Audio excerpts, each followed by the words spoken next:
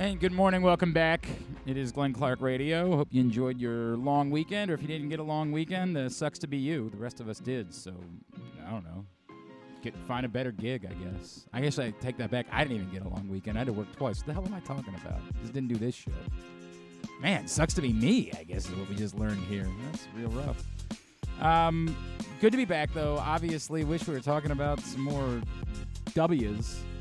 That's the frustrating part, as it has been a concerning stretch of baseball, and that is going to be primarily what we discuss on today's program. And I've kind of been hinting about this for the last couple of weeks. I'm not sure how concerned I'm supposed to be, but when you guys say, like, hey, well, you know, the 83 team lost 7 games two different times, this is a month. This isn't a week. It's a month of sub-500 baseball. And I get it. You're going to come back and say, well, you know, and those, whatever. Nobody's saying that there haven't been other bad or good teams that have had bad stretches of baseball. But the presumption that just means that everything's fine and that it'll definitely be fixed, that's not one that I can make. Maybe you can make it, but I can't make it. Don't mean to start off so negatively, but there's kind of no reason to beat around the bush. That's what's going on. Now, the good news, I guess, if you want to call it that, we don't know that it'll prove to be good news, but we think the good news is that Colton Cowser is on his way and will join the Orioles in New York tonight, and hopefully Colton Cowser has something to offer that can help boost what has been a lethargic offense. They finally scored more than 3 runs yesterday and didn't work. They only scored 4.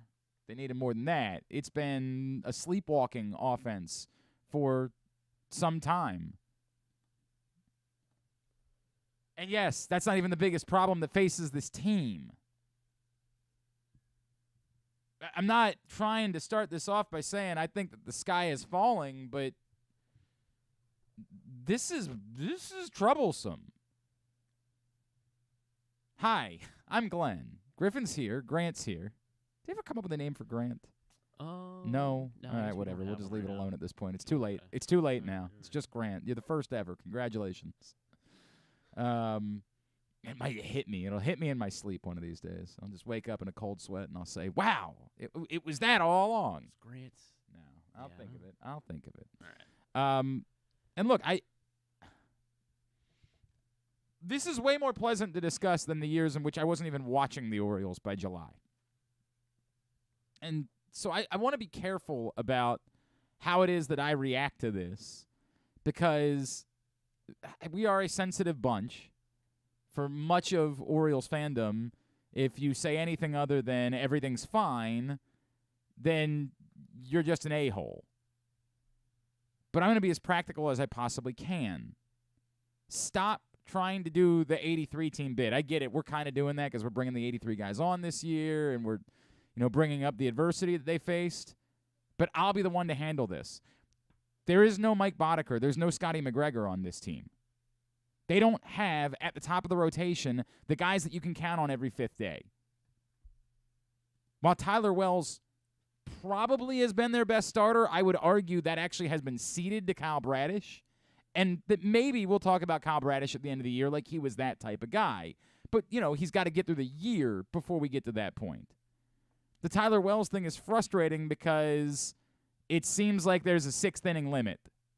And it seems like you're just never going to be able to fix the home run thing. I like Tyler Wells. And some of the numbers for Tyler Wells are still really good. But you have to be willing to look at only those numbers. They don't have the guys at the top of the rotation. They don't have them.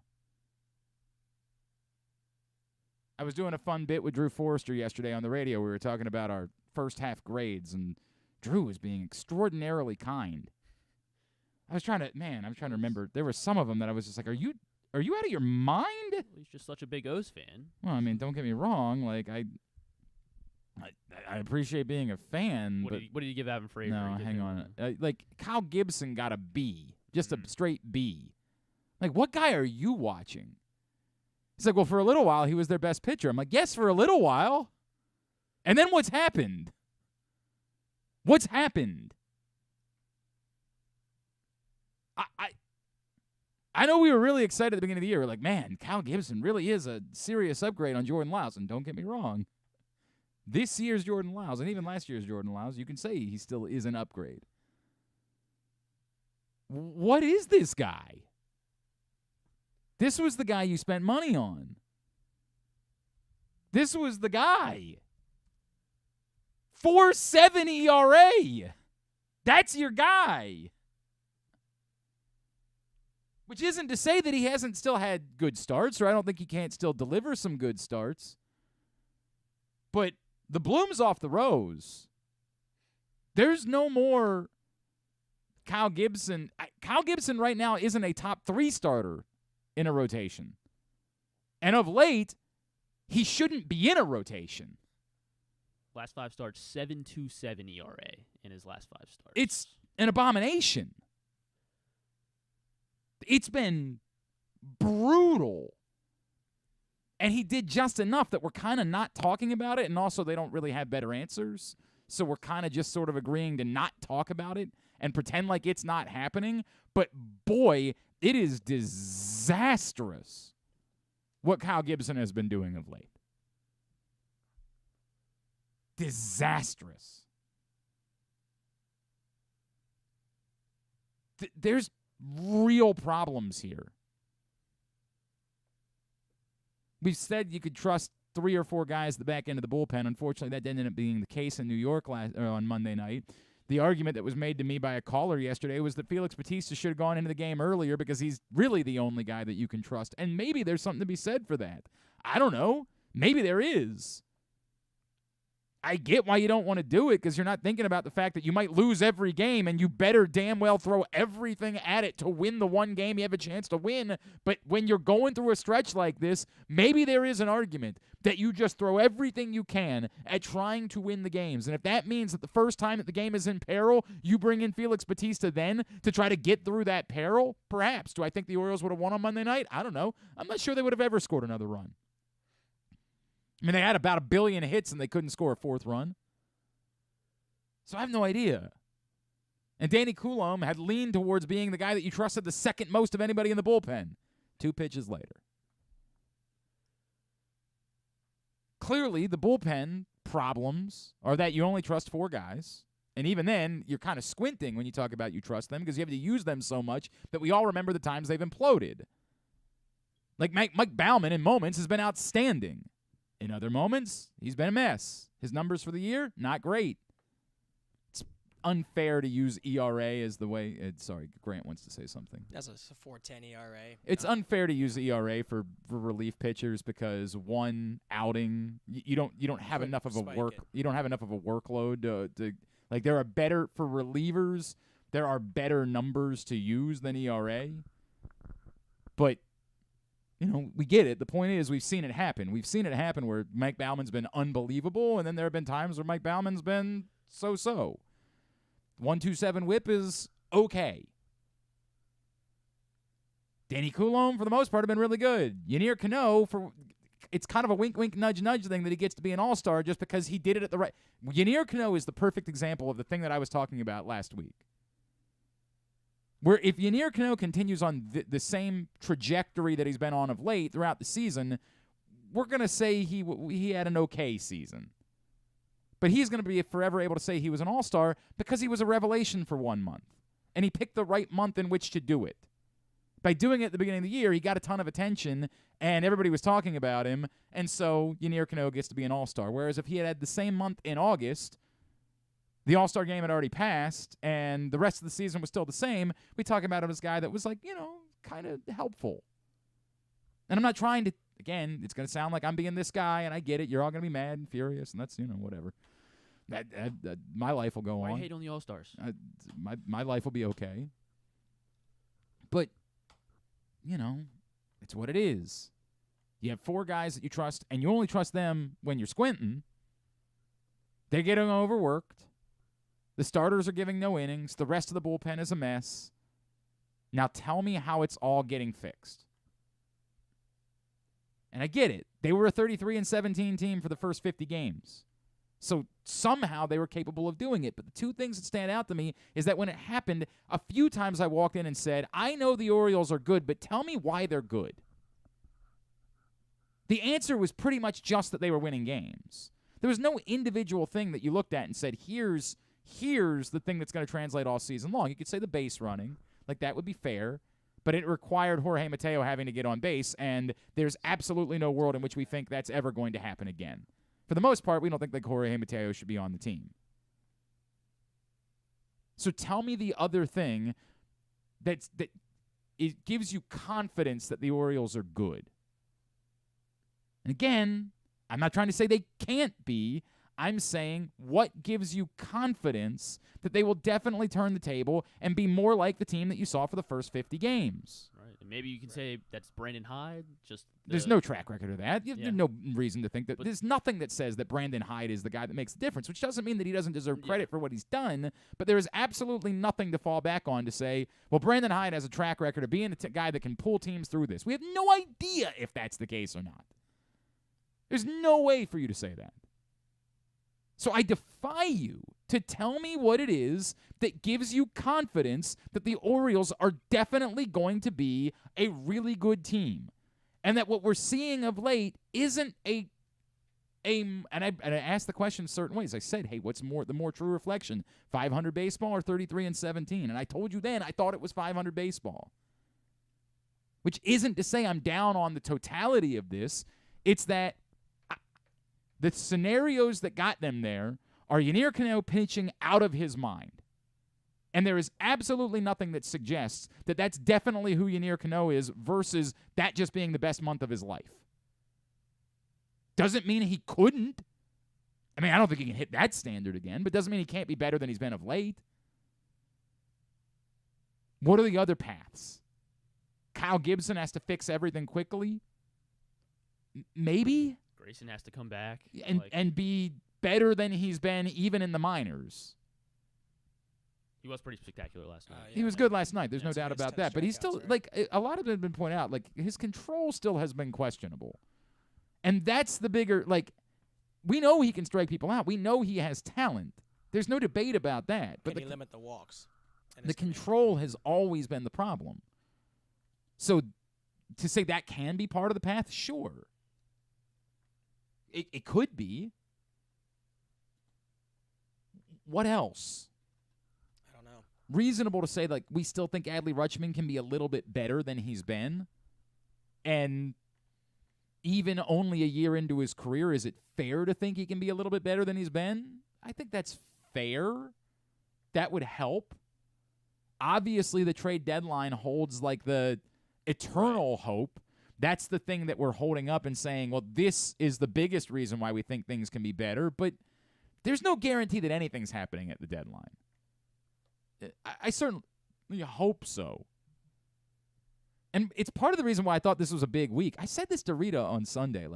After the win, we can say, hey, all's good. There, this happens to every team. But there's a big difference between a team that goes 4-3 in the final 7 games between the All-Star break and the team that goes 1-6. Because at that point, you're really starting to ask yourself some questions. And the thought of a rental really kind of moves out of the... And I always said I don't know that rental was the right answer, but I could at least listen to it for a smaller cost. There's a point at which you're not even paying a smaller cost for a rental. If you want to say that part of the solution to getting back to what you were is that Ryan Mountcastle finds himself, okay. There has been evidence that Ryan Mountcastle can be a high-level major league hitter. A quality major league hitter.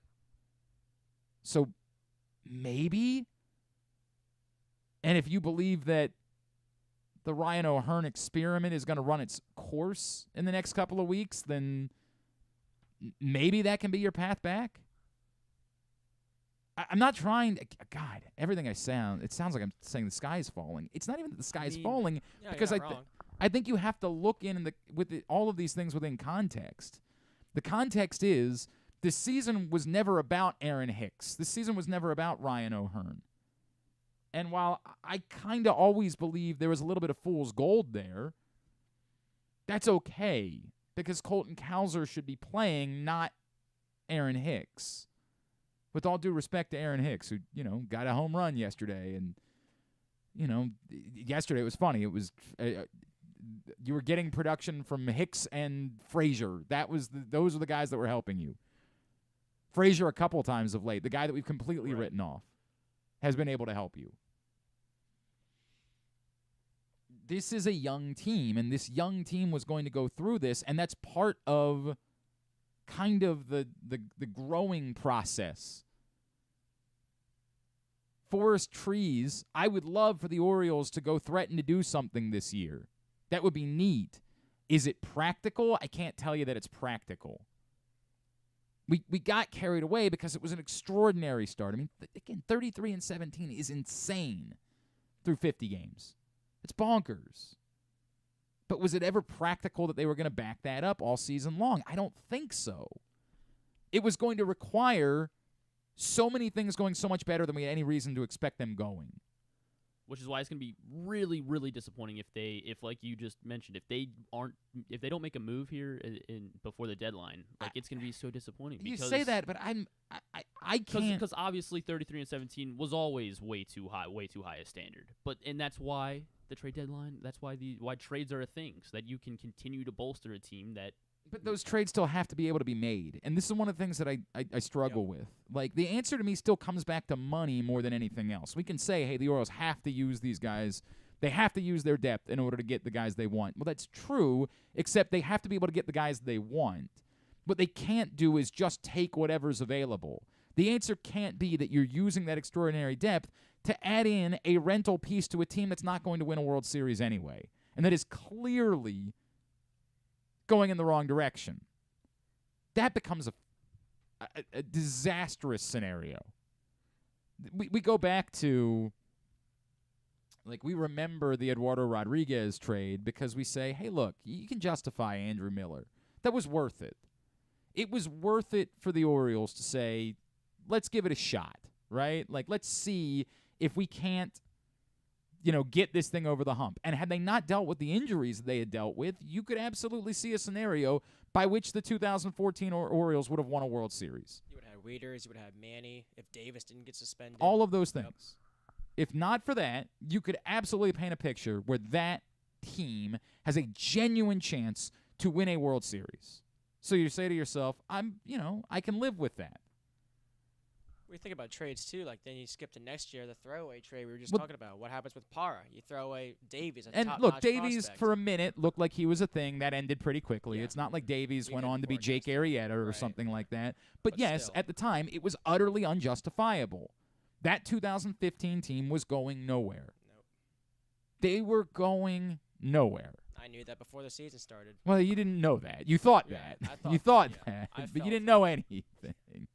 That 2015 team was going nowhere. They were spinning wheels. And you just threw away something for the sake of throwing it away. And this is the difficult part. I'm not trying to compare this to 2015 because, again, you don't give back 33 and 7. That number is still there. And it sets you up that we keep doing this math. Well, all you got to do is play 500 ball and you're okay. Well, right now you're not even playing 500 ball. And, again, it's not even – you keep saying, well, everybody has bad weeks. It's not a week. It's a month plus of being a sub-500 team. It's not a week. It's a disastrous week. It's a month where you have not even been mid. I appreciate Kyle Gibson being like, hey, Tranquillo, like I'm all in on it. I try to not get worked up about things in my life anymore. I got the vasovagal syncope. Like, I don't really want to deal with anxiety. I don't like those things anymore because I end up having my heart stop. I got problems everywhere, and I just try to be as cool as I possibly can in those moments. I don't like having to yell at, days where we don't have guest book. I don't like that. I dig Tranquillo. I dig, hey, everybody calm down, relax, doing the Aaron Rodgers bit. It sounds a little bit different from Aaron Rodgers than Kyle Gibson, no offense. And I like Kyle. He seems like a really good guy, and I appreciated him coming on the show, and I love what he's doing in the community, and I hope you go sign up to do Topgolf with him. But he stinks right now, and I can't pretend that's not the case. I can't just do the bit where I say, well, everything's going to be all right. I have no effing idea if everything's going to be all right. No clue. So do we throw the towel in on the season? It's not throwing the towel in on the season. This is the sports content that, like, I just don't have any. I can't see the future. I'm trying to figure out what this is. And what I don't think it is an anomaly. I don't think that this is the strange part of the season. I think the strange part of the season is the part where they went 33-17. I think this, maybe not quite this bad, but I think being more of a 500 or so team is a bit more representative of what the Orioles are on paper. Again, that can change. Gunnar Henderson could continue an assault on being American League Rookie of the Year in the second half of the season, and that would change a lot of things. If Grayson Rodriguez comes back and lights the world on fire, that would change something. But then, they're going to have to shut him down at some point. So, I don't know. And if they do make smart trades, that would change things. I can't tell you how the future is going to play out, but I am confident in saying that being dismissive of this any longer as it just being part of it. 2 weeks ago when I first started asking this question, I could live with the answer of, this is just baseball. You have these stretches. This isn't a stretch. This is a prolonged period of time. And when I ask what is the pathway to it being better, in reason, what is that answer? And it's difficult. Again, there's a difference between difficult and impossible. I can't predict the future. I don't know, and I'm never going to start doing that today. Today's not going to be the day where I do hot take radio. The Orioles are going to be... I'm not going to do that. Tomorrow, then. No, not tomorrow. I'm not... It's just brainless and stupid, and there are plenty of places for you to go find that if that's the content that you're looking for. You're not going to have to try all that hard. But having an adult conversation about what's going on, not trying to sugarcoat it, not trying to dismiss it, not trying to just say, again, it's just baseball. Good teams lose games all the time. Right, but on paper, tell me why this is a good team. Where is that confidence? What is the hubris that exists that this is a good team? Because some of the things that have gone right, I think they're all of us are still like, hey, we kind of need to see Austin Hayes do this for the entirety of the season. Like, even the things that have worked, what are we definitely confident will continue? Batista, I think we're confident that Batista will continue. Someone might argue, well, he's never had a full season as a high-level closer, but I don't think the skill set that requires, I think we all know that he's got it. I think we're all pretty confident that Felix Batista will be this guy for the entirety of a baseball season. But even then, within context, I think they could have used him for some more pitches. I think it's a problem for the Orioles. Their best reliever appears to have a hard out and no ability to go beyond an inning. I think that's troublesome. I think you need to be able to have your best, most reliable pitcher be able to go 33 pitches. He's done 2 innings, right? He did it in Toronto once. Okay. Once. 31 pitches, which was his high watermark for the season. And that's not a knock on Felix Batista. I don't know what it would look like if they tried to go 34 pitches for Felix Batista because they haven't done it. I am confident, however, that Felix Batista can be this. I think Cedric Mullins will be better than he's been since he returned from injury. Still, the range is impeccable, right? Like, my God. The play that he made on Sunday, insanity. And the only reason why they're not on a 7-game losing streak at this point. Because if he doesn't get to that ball, Katie bar the door. If not for that, it's a complete free fall. But obviously, offensively, he has not been the same guy since he returned from injury. He was team MVP before he left. He's been next to nothing offensively since he returned. Which I think you can say part of the projection, how does this team get better? Cedric Mullins returns to Cedric Mullins' offensive form, which is not Ken Griffey Jr., but is better than it's been. And that you can put into the equation. He's only got 5 hits since his return, and How many at-bats? Yeah. Let's Yeah. find it. I haven't pulled up the game log. I mean, I know. 35. What's that? 35. Yeah. 5 for 35. Yeah. His batting average when he came back was 258. It's dropped to 245. I mean, that's the reality. 2 RBIs, no homers. And I'm not, again, I don't think Cedric Mullins is a 143 hitter. No, he's not. I think he's going to be much better than that. But it's been part of the problem. It was exciting to have Cedric Mullins back, and defensively it's been great, although I don't know what the F happened yesterday. I have no clue how to explain what happened on Gleyber scored from first Yeah. on a single to left center field. Utterly unacceptable. Now, I think that's a little bit on everybody, and I think this is what happens when you're kind of in one of these sputters or spirals. And Torres really isn't like a speed No. demon either. It seems like he is when he plays the Orioles. He just noticed that nobody was in much of a rush to do anything, that everybody was kind of – and I don't know if anybody's talked to Cedric Mullins about whether – he sure as hell looked right on Sunday. Like on Sunday, he looked right health-wise. You don't make that play if you're not right. But I don't know. There's been a couple times where I've thought maybe he was waiting for the ball to come to him instead of attacking the ball. And I've wondered if that was related to the injury. Hey, it's good to be back. Good to be back. Hi. Today's show is brought to you by PressBoxOnline.com/offers. Go to PressBoxOnline.com/offers now. Get $150 in bonus bets from DraftKings after you place your first $5 bet. See this and other great sportsbook offers at PressBoxOnline.com/offers. We come back in. Connor Newcomb, Locked On Orioles, is going to join us. We will get his thoughts as we're kind of taking a deep dive today on what's gone wrong, how concerned should we be, and how does it get fixed. We'll continue that conversation next. It's GCR. Maryland drivers, did you know you can save up to 77% on tolls with an Easy Pass Maryland discount plan? That's right, 77%. It's never been easier. Pick the plan that's right for you at driveezmd.com. We'll keep you moving. It's a Maryland thing you wouldn't understand. Where the waves meet the shore, you will find Dorchester County. Hi, this is Jimmy Charles. When I think of Maryland, I think Dorchester County on the eastern shore where it's open for making memories. Dorchester County, it's a Maryland thing. For more info, visit www.visitdorchester.org. It's a Maryland thing. Hell yeah. It's a Maryland thing. Hell yeah.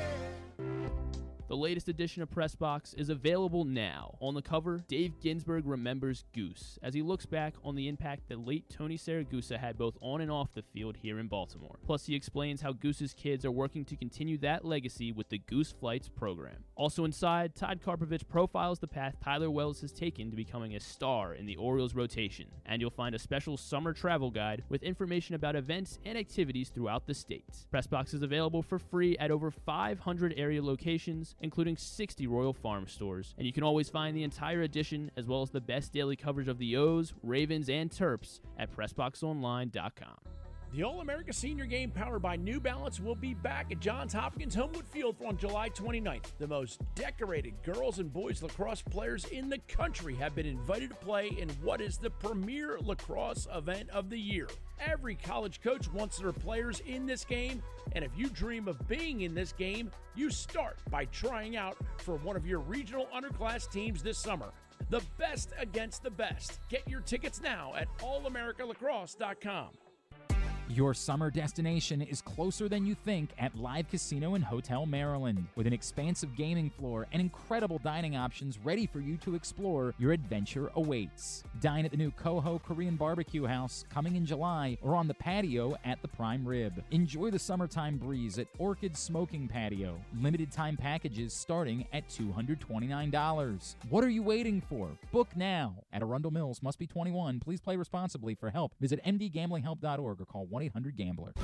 Costas Inn has been serving up delicious steamed crabs for over 50 years. Lately, the crabs you want to eat when the weather warms up have gotten harder and harder to get. So get your crab-eating game plan in place. Make sure to stick this number on your fridge, 410-477-1975. Call ahead and reserve the size crabs you want. You may be able to walk in, but you may also be disappointed at the size or maybe even get shut out altogether. So call ahead, have a plan, and then arrive on your crab-eating vacation. selection. Costas also has delicious crab soup and crab cakes. The Costas Inn at 4100 North Point Boulevard. For more than 50 years, they've been satisfying crab lovers in and around Baltimore.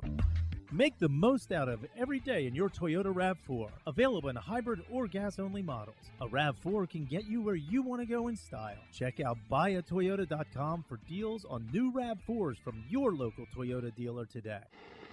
Check out PressBoxOnline.com every day to find daily winners and betting advice from Jeremy Kahn. And if you want some advice about life decisions that you probably shouldn't make, here's Glenn Clark. All right, back in here on GCR as we continue along on a Monday edition of the program. I'm a little jealous. My buddy Aaron Oster, you know from Jobbing Out, is watching Francis Tiafoe right now. He is in London at the match, and I would drastically prefer to be there. So no offense. It's not like I'm angry about being here, coming back to work today. I'd rather be there. That's the nature of it. Been difficult weather-wise in London today. Just a difficult couple of days for them trying to get matches in. All right, we're doing a deep dive today, as we've been gone for a few days, about exactly where the Orioles are, exactly what kind of mess it is, and how concerned we should be. Joining us now, a friend of mine, host of the Locked On Orioles Podcast. We welcome Connor Newcomb into the program. Connor, it's good to chat with you. I don't think we've ever done this before, so I'm glad we're doing it today, man. I hope you had a great Fourth.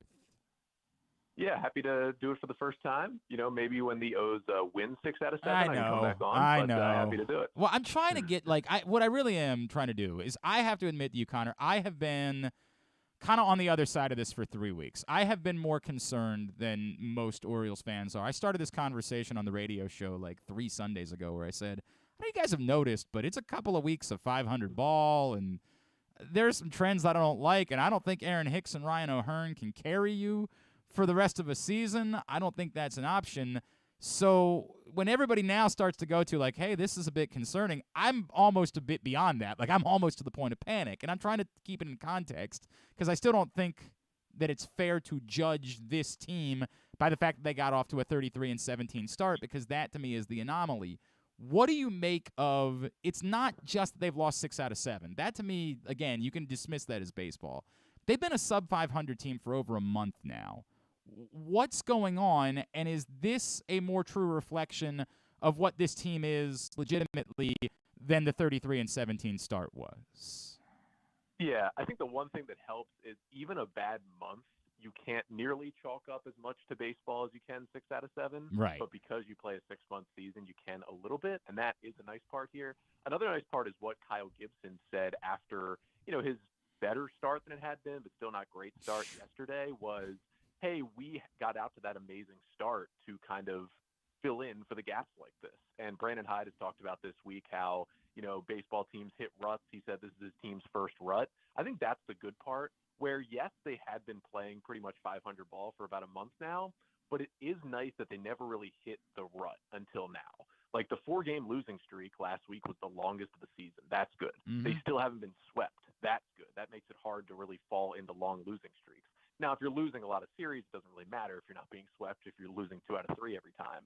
But I think right now we are seeing kind of the flip side of the O's. I think early on we saw, okay, this bullpen pulls it together, this offense is amazing, and the pitching staff is doing just enough. Right now we're seeing okay, everybody's slumping at the same time. They're not getting the same contributions from some of their guys in the lineup. The starting pitching is kind of the same that it's been all year. We're just getting fluctuating worse bullpen, worse offense. And I think the team, honestly, Glenn, I think the team is somewhere in between what we're seeing now and what we saw early in the year. And I think we're going to see that soon. I think the positive I bring out of it is the All-Star break could not be coming at a better time. Yeah, that's true. That's true. Although, boy, it would be tough if this goes into a full tailspin. I think it's a difficult thing for the front office. If they were to go 1-6 in these 7 games, I think it's a difficult thing for them in just how bold they're willing to be in making moves, because you do have to measure exactly where you are.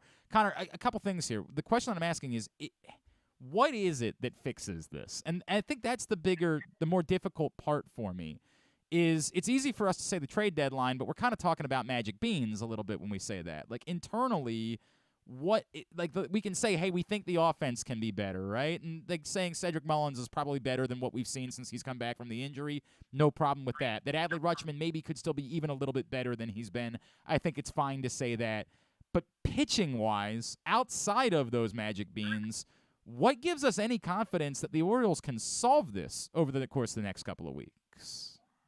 I actually think it's interesting because I think everyone's thing would be to say, okay, better starting pitching, whether it's you get better from within, you make that trade to go get the starter. Right. I actually think right now it's the relievers not named Cano and Bautista.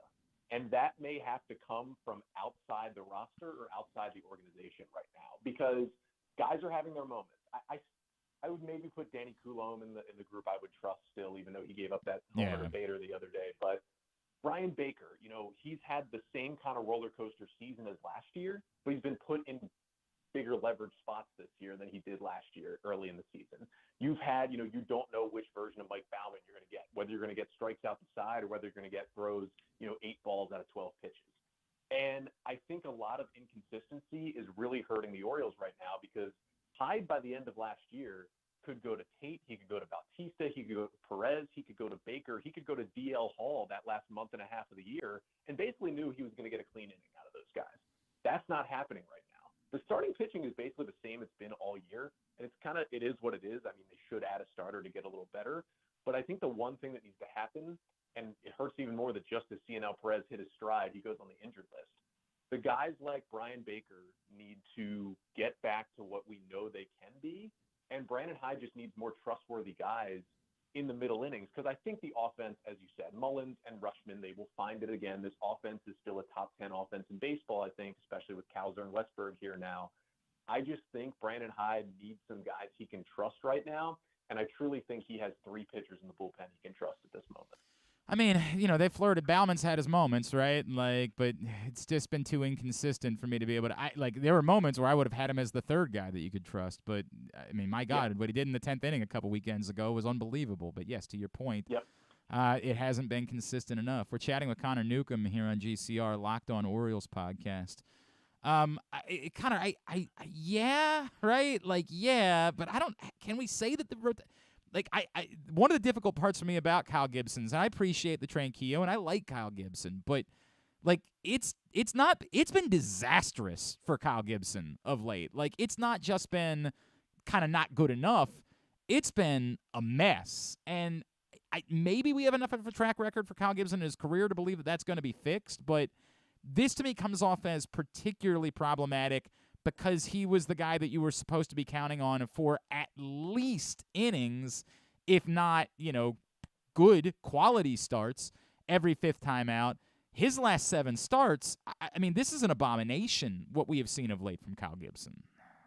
Yeah, it's been bad, and those 2 starts prior to the one yesterday, I mean, really ballooned his numbers. I mean, those 2 were non-competitive, doesn't keep you in the game, doesn't do anything for you. And the O's got beat in both those games that he pitched. Now, if he goes out and gives you 6 innings, 4 runs every time, that's not great, but you can do something with that. Of course, that was his line from Tuesday's game. Yeah. The pitcher he was the first month and a half of the year when he had a 3.5 ERA and he was giving them 6 innings and he was, throwing ground ball after ground ball, that's what they need from Kyle Gibson. What actually concerns me as much as the last 3 starts where, even though he settled in yesterday, to go 4-pitch walk, 2-run homer to start the game yesterday, which is kind of emblematic of what's been happening to the Orioles. But I do worry a little bit because the Kyle Gibson of the last few years, even when he's been good, when he was an all-star with the Rangers, when he was good, when he got traded over to the Phillies initially, he has really tailed off in the second half of seasons. He was really great that all-star year with Texas. He went over to Philadelphia, and he was not the same pitcher after the trade deadline. Last year in Philly, he was a part of their rotation until September. He was so bad, he was in their playoff run. He was on the roster just to be a mop-up guy. He pitched twice in the playoffs in 8-run games. That was it. They basically gave up on him. And I am worried that this could continue in the second half. And Kyle Gibson's a guy who you talked about, you bring him in as your guy to eat innings. That's someone you feel like you have to at least be able to rely on every 5th day to save your bullpen. You can't rely on him or Cole Irvin right now, and that is the bad spot the O's rotation is in because Dean Kramer can give you a good start, and Kyle Bradish can give you a good start. Tyler Wells has been good, and Grayson Rodriguez will be back, but I don't count on any of those guys to give you 7 innings on any given day. I feel like Gibson and Irvin at their best can eat those innings throughout a season. that's where the concern is for me, is like in that second half, can you fill all those innings? And right now you can't put that stress on the bullpen because it's not even holding up now. Yeah. How's it going to hold up then? All right, let's get to the point of the positives. Let's talk about Colton Cowser. What is reasonable to expect from Colton Cowser as he arrives? I think in terms of production, like give him a little bit of time. I don't think he's going to play against a lot of lefties early either. But that's still going to put him in the lineup a good amount. Yep. It'll be interesting to see what the roster move is today, because my worry is this could mean an Austin Hayes IL stint, just because if they're calling up Cowser, it's going to mean they want to play him a good amount, similar to when they called up Westberg. Okay. But I do think for Cowser, he's going to use the whole field. He is going to use the vast left field at Camden Yards to his advantage, hitting the other way. He's going to hit for a little bit of pop. You don't have to worry about him defensively first getting up here. Like, he's going to patrol a corner outfield spot well for you. He's not going to hit third in a couple of weeks. Like, he's not going to do what Gunnar Henderson did when he first came up. But you're going to have him at the bottom of the order. He's going to be another productive left-handed hitter. And the strikeouts have been way down for him this year in AAA. That was an issue last season. It might be a little bit of an issue early just because he's a rookie, but I don't think that'll be a huge concern. And he'll be a nice kind of positive, just maybe spark to this lineup that they kind of need desperately right now. And again, you don't want to put your expectations sky high, but you have a better number 7 hitter right now in the lineup than you did yesterday. To the point, I think that most people are assuming that the roster move will be Ben Boom, right? Like that. Why in God's name would you be carrying 3 catchers again at this point? But I understand what you're saying, which is sure, but that doesn't clear any playing time right now for Colton Cowser if the answer is Ben Boom. So I understand what it is that you're saying there. Do we feel like we're fine? Like even Jim Palmer's kind of coming out and guns blazing about Jorge Mateo at this point. Do we feel like we're approaching a moment of, my God, Joey Ortiz is tearing the cover off the ball? There is, I know that we all think that Ortiz is the trade bait, but like at some point, what are we doing here? Do we feel like we're getting any closer to there being some sort of decision about Jorge Mateo? I think he's done. I think we saw this when Westberg first came up, how much more Mateo sat that last week. And then, everybody freaked out in those first 2 games, or at least that Monday game in New York, that he was back in the lineup. Well, Westberg took that pitch to the wrist and was not okay for a day. Now he's back in there.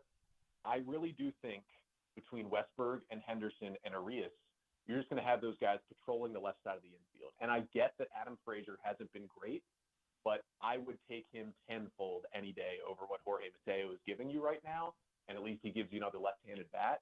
Mateo's giving you nothing. Now, I would keep him on the bench because what he did in that Saturday loss to Minnesota, where he came off the bench and he pinch ran and immediately stole second on the first pitch in a 1-run game, you don't really have anybody else that can do that off the bench. So I keep him on the roster, but I think with Westberg, luckily didn't break anything on that hit by pitch. He's good. Gunner's still swinging the bat solid, and you have Elias and Frazier there as, you hope league average players. I just think Mateo's kind of, well, Elias is. Maybe right. Hope is an interesting word because, yes, hope. Yeah, right. Yeah, but I think Mateo's done. I think the really interesting part here is I wouldn't ship him off the roster entirely because I think that pinch running is valuable. And it's just going to be how valuable is that to take up a roster spot versus having Joey Ortiz where you'll feel a little bit better actually putting him in the lineup. So that's the interesting part to me is, like, I am struggling with I think that Brandon Hyde deserves credit because you can't create this type of culture without there being significant buy-in towards the manager. I don't think that works. So whatever you think of Brandon Hyde, I don't think you can dismiss that there is a culture that exists here and that he deserves at least some credit for that. But one thing that I think we would all say about Brandon Hyde is when guys are on the roster, he's going to play them. That's sort of one of the things, and you could say maybe that's coming from somewhere above him, but since he's been here, there have not been guys who were only here to be I would compare it to the Ravens, where, like, you're not allowed to just be a third down pass rusher. Like, you've got to be a football player. Yeah. They don't really do that here. And so I'm torn because what you just said I completely agree with, that Jorge Mateo would have value to a team as a late-inning pinch runner who can go in and play defensively afterwards, and you feel confident in those things. But are we confident that the Orioles would be willing to use a player that way versus if Jorge Mateo is going to be on the team, he's going to have to get regular at-bats, and you're not solving the problem unless you get rid of him? I think the one guy that lets us think they could do this is Ryan McKenna. Because if you really look recently, McKenna has not started a lot of games. Like, he has played in a lot of games because he's always replacing Santander or replacing someone out there in the outfield. He has not started a whole lot of games this year, and he has been rostered all season. And so it is tough to say, can you roster two of those guys? So I do think if Mateo goes to a full-time bench role, McKenna probably ends up in Norfolk, because I just don't think you can have two of those guys who are only playing against lefties and are defensive replacements on your roster. And I don't think the Orioles want to carry 14 hitters and 12 pitchers for very long. Right. They need as many arms as possible. So they're going to go back to 13 pitchers here at some point. So it could be at the expense of McKenna, but it's tough because I think McKenna can hit better than Mateo right now. But if neither of them are getting that many at-bats, I think I'd rather have that blazing speed of Jorge Mateo. He can change the game as a pinch runner. I agree. And not many players can do that. Right. And I would just rather have that than McKenna. I think they're willing to make that change and put him on the bench. The mid-10s Royals did this. They had like 3 guys on their roster that were just pinch runners, right? They had Terrence Gore and Billy Hamilton and Gerard Dyson. Yeah, Gerard Dyson. Yeah, they were absolutely in favor of carrying those guys and stealing bases at that point. All right, Connor, perfect world for you. Create it for me. Create using the glut of infield prospects or whatever else you want to use to go get ideal, but within reality, help that you can get. Create for me the perfect trade that you'd like to see the Orioles make. Yeah, I actually talked about this on today's episode of the podcast, putting together rental packages that the Orioles could get if they want to go that way. So, okay, you know what? I meant to bring that up because I saw the tweet that you sent out. I have been the entire time I've said I don't think I can do rental. I don't think I can do it because I just don't think that you can get this towards a point where you're winning a World Series, and I'm not ready to be giving up pieces without being able to think that that's a championship caliber team. You're willing to explore rentals. I'm willing to explore rentals because I think the system is so deep. There's another draft coming, and you don't have to give up Jackson Holliday, Grayson Rodriguez to get a rental player. You just don't. They're cheaper. And I think they have the infield prospects that are never going to play at the big leagues. Like, I love Connor Norby. Right. I struggle to find a spot where he plays on this Orioles team in the future. So I just feel like players like that can be sent away for guys who, you only get for 2 months, but it might help you. Maybe they like it enough to re-sign for a cheaper deal. I get it. I get that John Angelos probably isn't going to pay these guys, and I get it's tough for 2 months when this team might not be a World Series winner this year. But you got to start competing sometime, and I think they could go after the rentals. So I agree with the thought about Norby. I would just, on the flip side, say I'd rather that be a package. Like, I'd rather it be Norby and Ortiz and Mayo to try to go get you a start, to try to whatever you feel about Dylan Cease right now, I'm just going to use that as a name because I get it. He has not been great this season, but a guy who's got a few years of control at that point. Like, I'd rather use those guys in a package to go get somebody that I think could be part of a World Series winning team in the next couple of seasons. And I agree with that. That's like number one on the wish list would be a guy like Dylan Cease. If you could package to the White Sox, players like probably Norby and Mayo and maybe a Samuel Basayo, and you could go get Cease and a reliever from the White Sox. I mean, the one thing about the White Sox this year, they've been terrible, but that bullpen has pretty good parts in it that I think they're going to sell all of them away. Yeah. And you could go get a reliever and a Cease for a couple of those prospects. And, you try to get a controllable reliever too, a guy that you'll have for a couple of years, and you can get it done. And one other name that I saw put out there by John Becker of Fangraphs, who was kind of floated in trade a year ago before he got injured, is Tarek Skubal of the Tigers. He just returned yesterday, his first start in a year after shoulder surgery. He was on a pitch count, but he threw 4 hitless innings yesterday before they took him out of the game.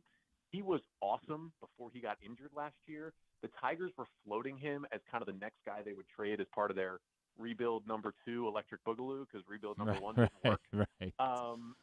He's got like 4 years of control. Yeah. He's got ace type stuff from the left side. If the O's wanted to make the big splash, that's where I would go. But I do think the names like Lucas Giolito, like Jordan Montgomery, some of those guys who are rentals might be in the Orioles' favor just because I think pitching prices are going to be so steep this year because everybody feels like they're in the playoffs, especially because of the Central divisions. Everybody needs pitching. And so the rentals are going to be cheaper.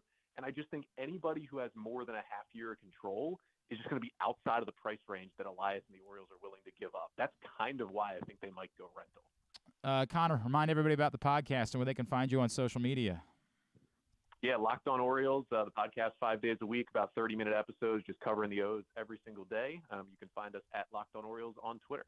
Connor Newcomb, really appreciate you, man. Let's do this again, all right? I tell you what, this will be a promise. We'll wait to do this again until there's something more pleasant, until things have gone well. Perfect. Like, if we get a week where you can hit me up, right? Say, hey, dude, happen to notice they've won 6 out of 7.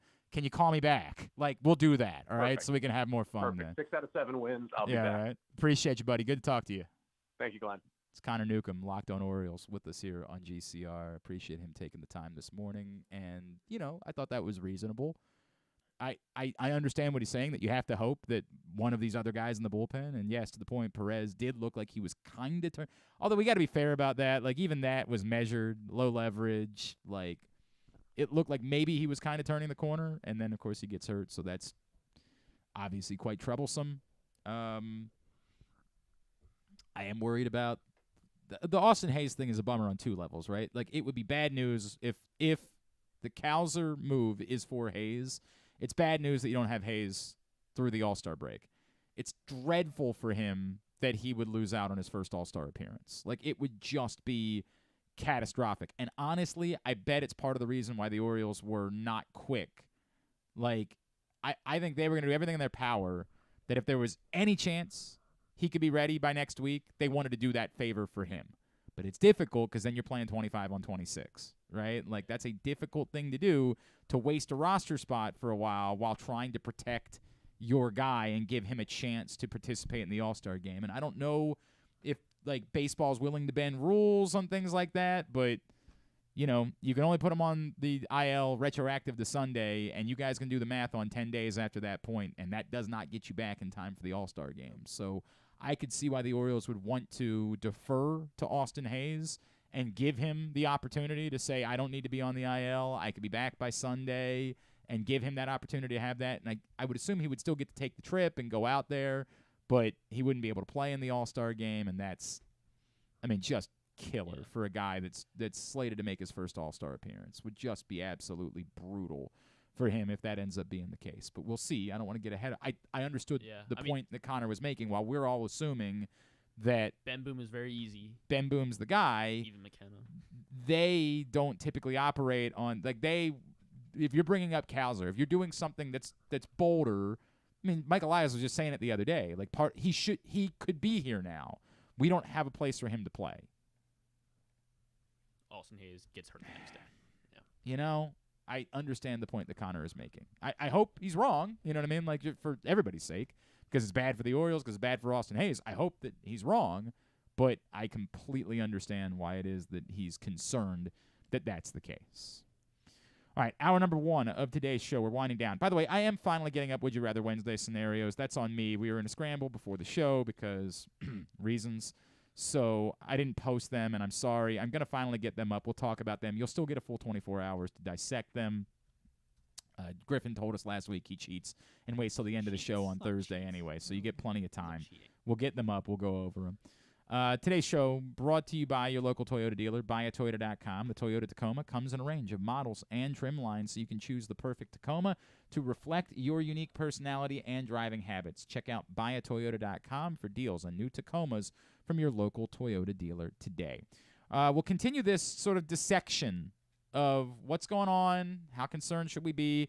Our buddy Ken Weinman from 105.7 The Fan will check in with us next. Still to come this morning, we'll preview what it is that we're getting in Colton Cowser. Pete Michaud from the play-by-play voice of the Norfolk Tides. Norfolk Tides. Norfolk. Norfolk. I'm just going to keep saying Norfolk. It's not Norfolk. Not there. That's how you know you're not from there, if you go down there and say that. I get it. I'm not, so it's what it is. But it's sort of like Louisville.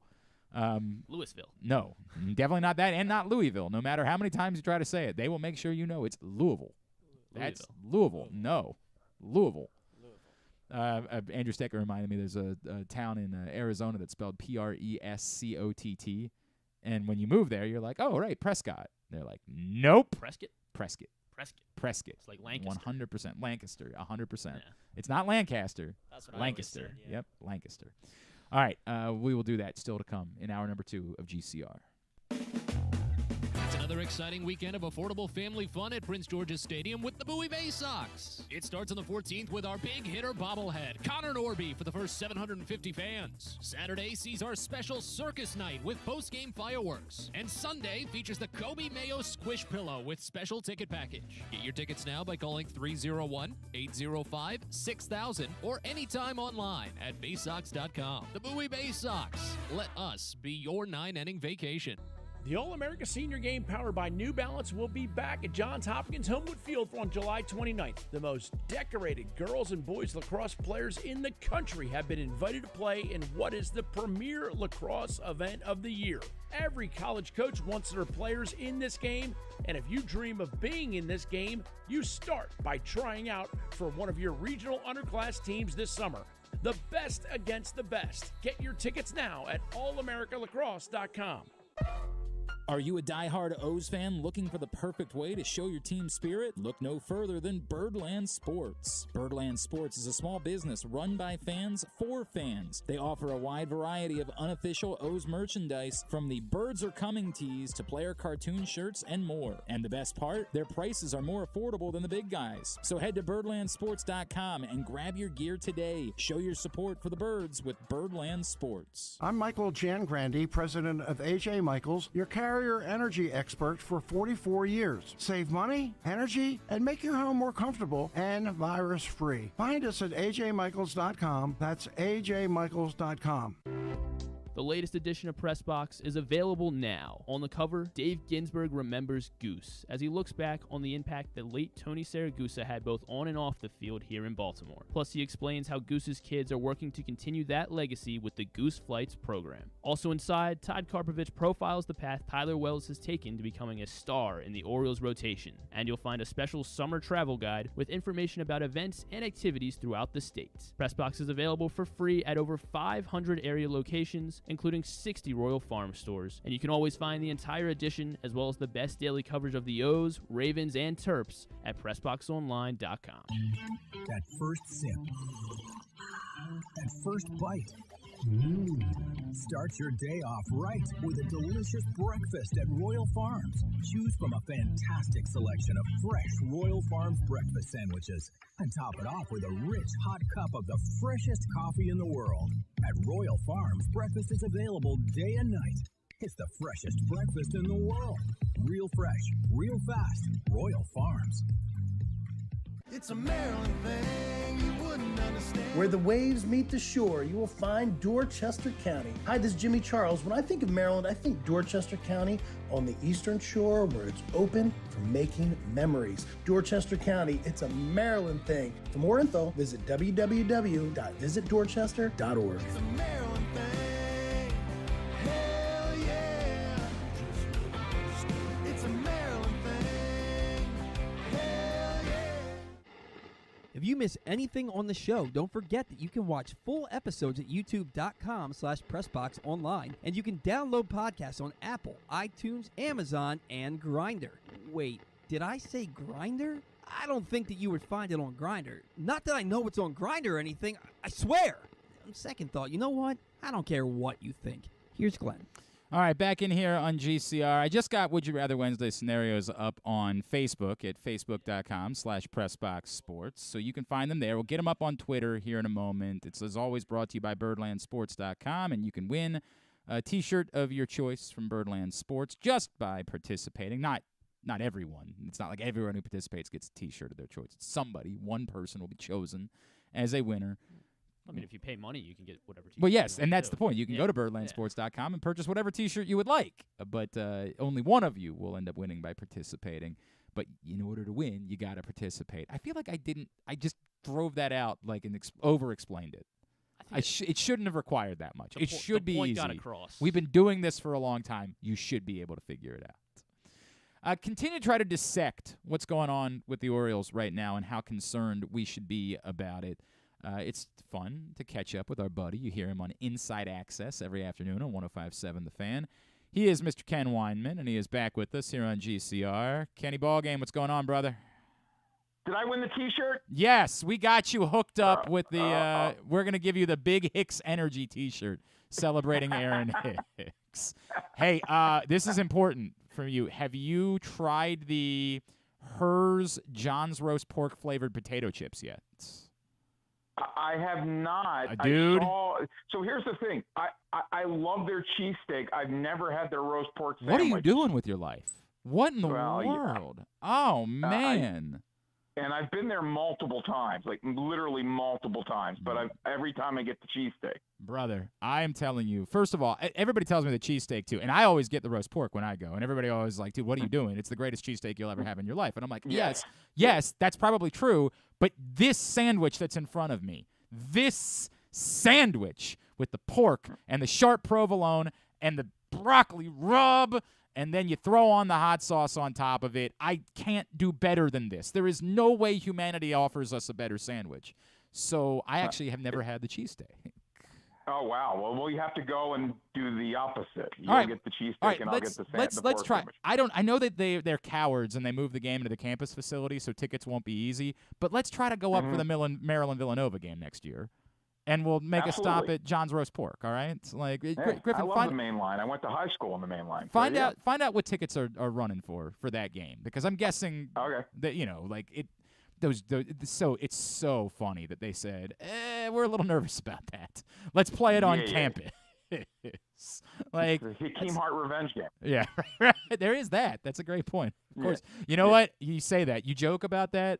But I think we've all remembered many Maryland basketball games, like a kid from Baltimore that never got recruited by Maryland. Yes. Oh, my God. Was it Leon Williams for Ohio University? Ohio University came in and beat Gary Williams because Leon Williams went off for 30 points or something like that.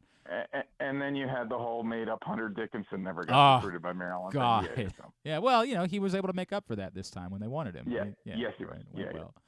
All right, dude. I'm trying to get to this. I am not. I will admit I'm probably on the bad side of this. I am, to say concerned. I've been concerned for 3 weeks. Like 3 weeks ago, Reed and I were doing a show, and I did an entire hour about, are we going to talk about how they've been a 500 team for the last 3 weeks? Like, are we going to have a conversation about it? Now they're a sub-500 team for over a month. And I get it. This is baseball, and teams, I think, losing 6 out of 7, that happens. Everybody likes to point out the 83 World Series team lost 7 in a row twice, right? Like, I understand that. But I don't know which is a truer reflection of what the Orioles are. I don't know if this is more realistic or if 33-17 over the first 50 games is more realistic. And I'm concerned that being about a 500 team, given what they have on paper, is probably a little bit closer, which doesn't mean they have to give back 33-17, but it's probably a little bit closer to what they are. I think both sides are fair because baseball is such a different animal than every other sport. And it truly is, and I hate the cliche here, but it truly is the marathon, not the sprint. And they come into play today with the 4th best record in all of baseball. And as you just said earlier, you can't take that away from them. That's where they are. Am I concerned about some of the struggles? Yeah, they couldn't hit it all against Minnesota. Give their pitching a little bit of credit. They blow the game against the Yankees on Monday. Yesterday was one of the biggest concerns is the starting pitching and the bullpen for me. They've overworked the bullpen, and they've only got 3 guys they can trust. And the starting pitching, Gibson has not been good of late. Cole Irvin stinks. I would assume Grayson Rodriguez is making his next start here after dominating in AAA yesterday, but he hasn't proven he can pitch consistently at this level. I think it goes back to the offseason and the lack of moves they made this offseason, signing Adam Frazier. And Adam Frazier's gotten some key hits for them, but they're overloaded with infielders. Was that really a need? Kyle Gibson, nice player, but couldn't they have gone out and gotten Nathan Eovaldi, who wasn't super expensive? I was screaming for Eovaldi and J.D. Martinez this offseason. And Martinez, because both those guys, especially Martinez, they needed a guy in the clubhouse that guys would revere because they've been there before. And with all due respect for Kyle Gibson and Adam Frazier, they're vets, but really what have they done in the majors? Like the guys respect them, but it's a different ballgame when you bring in a guy that's been there before and won it before, and these guys haven't. So what is the blueprint for you, Ken? Like, what within reason changes this. And again, I'm trying to separate the trade deadline because, the trade deadline's still magic beans until they actually. But you can't separate it, though. I get it. And I know, and it matters, but part of it is, like, I don't know with certainty that they're definitely going to do something. I think they will, but I don't know that. Yeah. So even my co-host wants him to go get Ohtani, which I think is ridiculous. Yeah, that's not going to happen. Well, the other thing is you don't build this thing for 3, 4, whatever years to the machine you have, and then you blow some of it up for 2 months to Shohei Ohtani. That's just, to me, that doesn't make sense. But I think you go out. They're probably going to go out and get a couple rentals. I think they have to get another bullpen arm because I don't think they're going to get anything from Dylan Tater, Michael Givens this year. And as I mentioned earlier, other than Coulomb, Cano, and Batista, who do you trust in that pen? They need another arm. I think they need a legit starter, whether it's Giolito or Eduardo Rodriguez or like whoever it is. They need another arm that they can trust. So and I know in postseason baseball now, it's become a bullpen game. As soon as the starter gets in trouble, they pull the starter. So that I agree with. I am still, the interesting part is what you say about, I have been opposed to rentals in general because I just can't create a scenario by which I believe this team can get to winning a world. I mean, even if, look, Ohtani's not happening. It's not even worth the conversation. No, but it's silly. Even with Ohtani, I don't think I could create a scenario by which I think this team wins a World Series. Well, and here's the thing. The only way I trade for Ohtani is if it's a hypothetical, if he guarantees you a World Series, but you can't do that. You can't guarantee you a World Series. So, hey, would I love for them to trade for, say, Dylan Cease, who you have some team control? Sure, but I think at the end of the day, and here's the other thing, you can't criticize anything Mike Elias has done because he's turned this franchise from just disgusting to now the best farm system in baseball, and they contended last year, and they're a playoff team right now. But the one thing they haven't done is they haven't put a ring on anybody. They're renting everybody. No, there's not a single guy that they've given a multi-year contract to, and until they do that, you have to be reluctant. By the way, can I mention there's no leash yet? Where the hell's that? They're not putting a ring on any. And I'm not saying they're moving because that's a joke. Right. But why hasn't the leash been signed yet? There's a lot about this franchise that makes you frustrated. At least makes me frustrated. 1,000%. Ken Weinman is with us here on GCR, and again, I'm with, and I think the lease is gonna get done. But obviously, it has to get done. We're at a point where something has to give, and yes, they're not moving. July 5th. Where is it? I'm with you. I remember the mayor telling us, hey, the All-Star break seems like about the time, and so I'm still kind of holding out hope that that's going to be news next week, and we'll deal with that then, but I'm not too worked up about it. But I understand the point, and I would go back to, money being the greater equalizer. Yes, I would still like to see them, for the sake of this fan base, doing the thing where they announce somebody has signed long-term, anyone at all. You and I both, if they would have signed Nathan Eovaldi and J.D. Martinez each to 2-year deals, and that's not a huge commitment, but it says a lot more than just going out and getting these 1-year journeyman kind of guys. Right. Yes, I am completely with you. I am completely with you. And I know that Cedric Mullins has been rough since he offensively, because defensively he's been great. He's been rough offensively since he returned.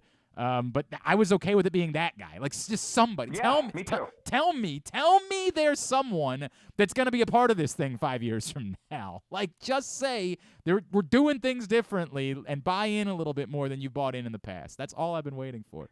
Stop pocketing all the money. The rental thing is tough for me because I get it. And if you can get, a piece and all you got to do is give up Judd Fabian, okay, I don't want to be disrespectful to Judd Fabian. He's a good guy, but I'm okay with saying, hey, look, you've got depth. You can give up something like that. I'm just not okay. To the point to me is if you're giving up Norby and Ortiz or Mayo, somebody like that, I can't do anything like that unless it's a Cease, unless it's someone, even a Burns, somebody who has at least some control, because I can start mapping hey, if Jackson Holliday gets here next year and Heston Kjerstad's a legitimate middle-of-the-order bat and all of those things, within the next year or two I can start, and, they still have to spend on another pitcher probably, but I can start doing the math that can get you to a World Series. So if I'm trading from that top group of guys, it to me has to be for someone with a little bit of control.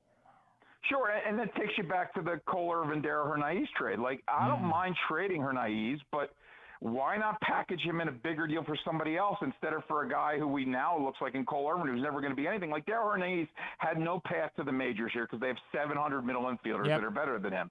But he has value. And look at him in the Oakland system. He's hitting. Like, you could have packaged him in another trade instead of trading him for some, frankly, stiff. Right now, Cole Irvin does not look like a major league pitcher. He doesn't miss bats, and he's doing here what he didn't do in Oakland, and that's walk people. And by the way, you mentioned Kjerstad. I think he's here before the end of the year.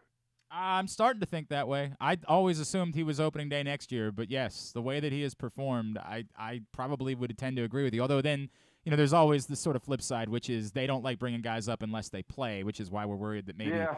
Well, we can figure that out. Somebody's going to get hurt. Yeah, that's true. I don't think Ryan Mountcastle's the future here. I wrote about that recently. All right, so let's cover that, Ken, right? So let's talk about two guys that we feel like it's the other way. Like Mountcastle, at the 20 days is starting to approach, right? Like, they can't keep him down there for forever unless they truly option him, and that's a bold thing for them to do, to option Ryan Mountcastle at this point. Are you just flatly giving up? Are you just flatly optioning him and saying, dude, you're a minor league player? Are you letting him come up and at least hit against lefties for a little while and see if he can't be a guy again? Like, how are you handling this with Mountcastle? I assuming, and I don't know what's the I have no idea with the vertigo situation, but assuming he's healthy, I think at the very least you have to bring him up and at least start in a platoon with O'Hearn, and maybe he grows into getting his job back. But all of his numbers to me trend in the wrong direction, and I would love to give him the benefit of the doubt and say that what was going on the last few weeks before he went on the IL was vertigo related. But he was looking very Chris Davis-ish at the plate, just flailing at stuff. And if you look at his numbers, he had the 30 home run season 2 years ago, but all the numbers are down each of the next 2 years. And also he's a right-handed first baseman. I think they'd like a left-handed first baseman. I don't know that he is the future first baseman here, but I would bring him up. I would hope he gets hot. Maybe it increases his value because maybe he's part of a trade in the offseason. What about Mateo? I've been done with Mateo for a long time. I don't think his defense is so much better than, say, Joey Ortiz. Or Gunnar Henderson, that it puts a guy at shortstop who is giving you worthless at-bats day after day after day. Like, they're not only are they offers, they are horrible at-bats. They are non-competitive at-bats. You can't steal first base. You could make the argument that in April he was one of the best offensive players in baseball. Since April, he's one of the worst offensive players in baseball. And I can't put him in the lineup every day. I've been done with him for a while. I know in April my co-host was talking about extending him, and I was like, wait a second, it's 1 month of baseball. Like, let's slow down. And now I don't know that he's here when the dust settles. I think he's a nice piece off the bench, defensive replacement, guy that can pinch run, steal a base. Beyond that, I don't want him in the starting lineup right now. I think the concern because I would agree, right? Like, you're not just flatly getting rid of him, because I do think he helps you as a defensive replacement. But at the same time, what I concern myself with is that, like, the Orioles don't like doing that. The Brandon Hyde era is, if you're on the team, I compared it earlier in the show to the Ravens not letting anybody, they get Unique Ngakoue and they say, well, you got to play every down, and he can't do that, right? Like, he's just not that player. He's only an edge rusher. He's a third down guy. It feels like the Orioles in this era have said, if you're on the team, you've got to play. Like, that's the way that it works. We're not doing the bit where, like the Royals had Terrence Gore and Billy Hamilton and just said, all you are is late inning, pinch runner types. Like, it just feels like the Orioles don't do that. So that would be my only concern is, like, in ideal world, yes, I think Mateo's that guy, but are the Orioles willing to have a roster spot for a player that they only use in that way? Well, they better, because and granted, they've only been a good team now for a little over a season. And, do I think they're stubborn? Do I think they're deliberate? Like, they cost themselves Grayson Rodriguez a year ago by being overly deliberate with him in the minor leagues. And he got hurt in his last minor league start and then never pitched up here. Like, he should have been up 2 starts prior. I I think that they need to change their spot. I think Brandon Hyde's incredibly stubborn. Like with the way he handles his rotation, with the way he handles his bullpen, I think Leopard needs to change his spots a little bit. But I am with you that they are a stubborn organization with something, and I think they're overly reliant on analytics. And granted, it gives you a lot of good things, but sometimes you just gotta factor in the human part of this. You can't. And back to Mateo, dude, you can't have him in the lineup every day. He's absolutely a black hole in the lineup. It's a worthless. He's got like no home runs and 10 RBI since May 1st. I'm with you. I'm with you, man. I'm with you. And I get it. It's tantalizing because in the moments where he's produced, you're like, God, he could be so good, but stop. And I also understand their issue is they don't want to give up on him because they know another bad baseball team would be willing to take a chance on him. Like they know. Make him a role player. Get McKenna off this roster. He's got options. I'm with you on that. Like I like Ryan. He's a great guy, but I mean, you don't need. Seems like a good dude, but we're trying to win baseball games. Well, and the flip side being, you don't need a late inning. It's so funny to me. Like the hilarity is, you don't necessarily need. It's not like Anthony Santander's a butcher. It's not like he's a dreadful right fielder. We all saw the catch he made against the Royals. Like he can play in the outfield. And my God, if Felix Bautista is giving up a run, it's most likely going to be a home run anyway. It's not likely that it's going to be that they worked an inning together because they stole an extra base when Santander was in the game instead of McKenna. Well, with Cowser coming up, Hicks makes McKenna redundant. He's better. Right. That's a great point. He can be like they all. I get it. And Santander misplayed a fly ball, what was it, against Cincinnati the other night. He doesn't run as well as Hicks. Well, guess what? Hicks can be that guy. And Santander's a fine defensive outfitter. He just doesn't run very well. But Hicks is now a much better Ryan McKenna. All right, I'm gonna have you play Would You Rather Wednesday because you're here. I'm gonna throw these at you. Did you see this viral tweet that was going around yesterday about 10 carries to get 5 yards in the NFL? Did you see this tweet by chance? I did not, but I assume it's a little like you get $1 million. Yeah, I saw the one about the NBA, or you get $20 million if you score 15 points. So I themed all of Would You Rather Wednesday today around this concept, right? Like I themed it around this concept. So I'm just acknowledging these were not my original. Well, they were. You'll get it. That the theme is around that concept. So the first one was the one that started this whole thing, and I just changed the numbers a little bit. I'll give you $1,000, or you get 10 carries to try to get five yards in an NFL game as a running back, and if you do, you get $100,000. I'm taking the 1,000, but I am curious, who's my offensive line? So it appears that the person that started this thing said you could pick your own offensive line. Oh. Yeah, and that does seem relevant. I agree. Yes, break open a huge hole. Even Le'Veon Bell could get a few yards a couple years ago. That's correct. He couldn't run anymore. Yes, and if I've got, I'm taking the 1,000. I am far from fast or strong, so I'm taking the 1,000. And I'm in the same boat. The funny thing is, like, this started with, it was, I think, like $1 million, or you would get $100 million if you got. I'm like, who would ever just say no to $1 million? Like, my God. Yeah. Imagine I could be the fastest guy in the world, and if I'm risking losing $1 million, I'll pass. No, thank you. Well, wasn't the one you get $1 million, or you get 20 half-court shots for $100 million, but if you don't hit one, you go to jail for 20 years? I saw something like that. Yeah, I didn't. Yeah. My next one is you get $1,000, or $100,000. You get 10 swings against Felix Bautista to get one ball out of the infield. No, when I was in Liberty Road Little League, I could throw and catch, I couldn't hit. So I sure ain't hitting Felix Bautista. I have heard a lot of people say, well, if I can just make contact, the ball will be coming in. It's gonna go. The ball's gonna be coming in fast enough that it doesn't really matter if I have a good swing or not. It's gonna go out of the infield, right? And I hear the argument. Do these schmoes realize how fast that ball's coming in? It's insanity. Like, there's just your brain cannot.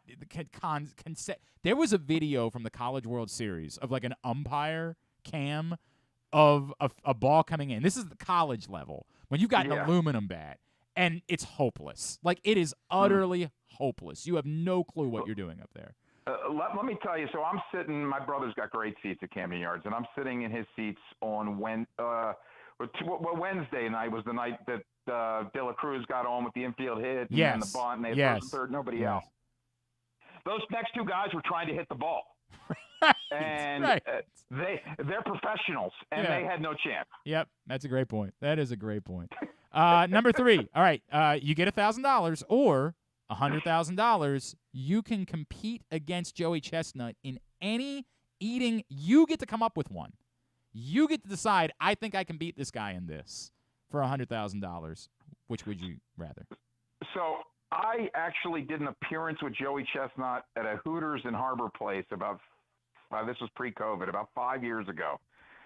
That guy's an absolute machine. He's a monster. And people don't realize he doesn't just do hot dog eating. He does everything.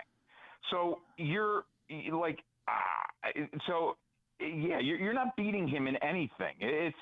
There is no downside to go after the $100,000. It's like if you lose, you just don't get any money. But I think safe money is where I go there because he's ridiculous. All right, somebody took my answer though, and this week we did this on the show yesterday. I think that I would, however, have an inherent advantage in cracking crabs. So if the competition was eating crabs, and it's not just meat that's pulled out, like you got to actually pull your own meat out. Yeah, no, that's true. I didn't think of that. I understand what you're saying about his capacity, but I have way more experience, I would think, in cracking crabs than he would have, and I think it would give me the opportunity in order to do that. So I'm putting that. That might be the one that I'm willing to take a chance on. Go ahead, Ken. The hypothetical rabbit hole of him not ever cracking crabs before, right? And then we find out that day that he's him. correct.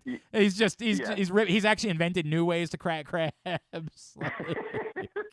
And then finally, would you rather?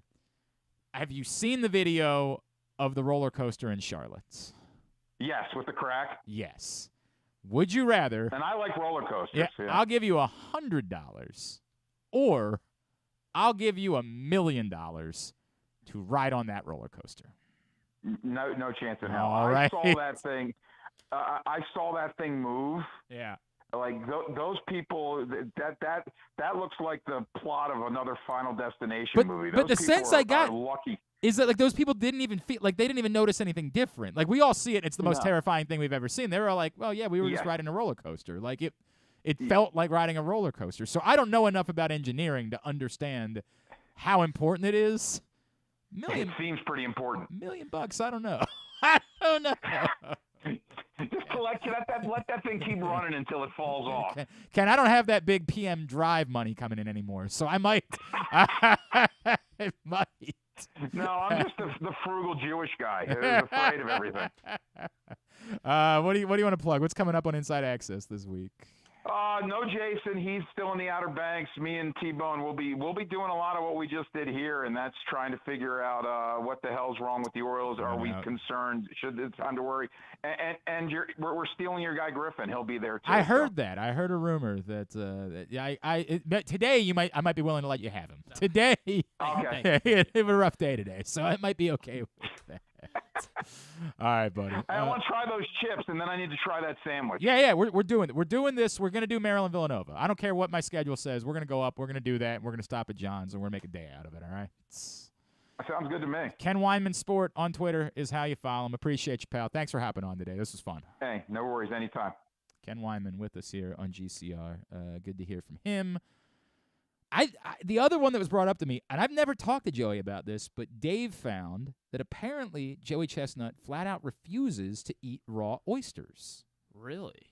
So it would seem like and there you go. My willingness, like I eat oysters. Seafood is the way to go, it sounds like. Well, no, he loves seafood. He told us that. Oh, that's true. What are you yeah. doing? He was on the show you're talking right. about how much he loves seafood. But for whatever it is, he can't do oysters. He doesn't like raw oysters and refuses to compete. Now, I get it. I'm still taking my – because if he's going to compete, he might just say, okay, well, I don't want to do this, but I am still Joey Chestnut.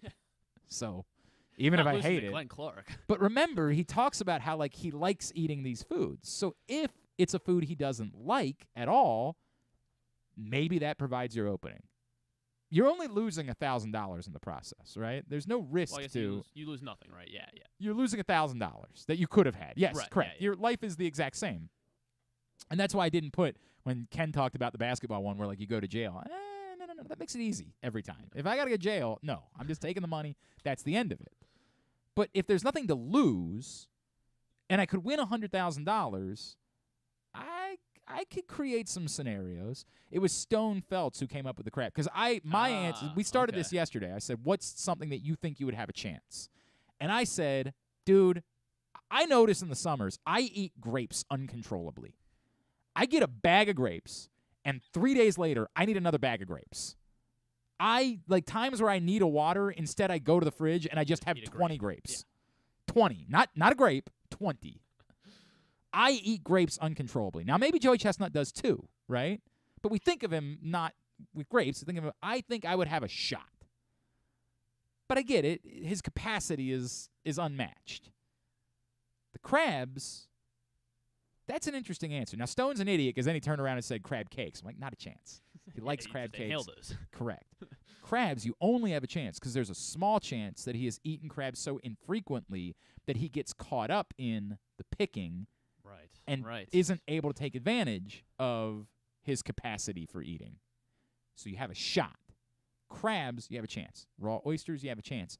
I'm taking a stab at it. I'm giving it a shot.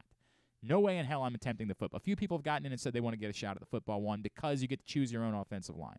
I don't care. I would do the football one for sure. You're stupid. I would easily get. You're going to lose 4 yards. You're going to lose 4 yards, No, and you're going to be screwed. You're going to. It's going to happen. I won't. I get 10 carries. Is that what it was, or 5 carries? 10 carries to get 5 yards. Oh my God. You have no idea. No, it's not easy. You're fall stupid. Forward.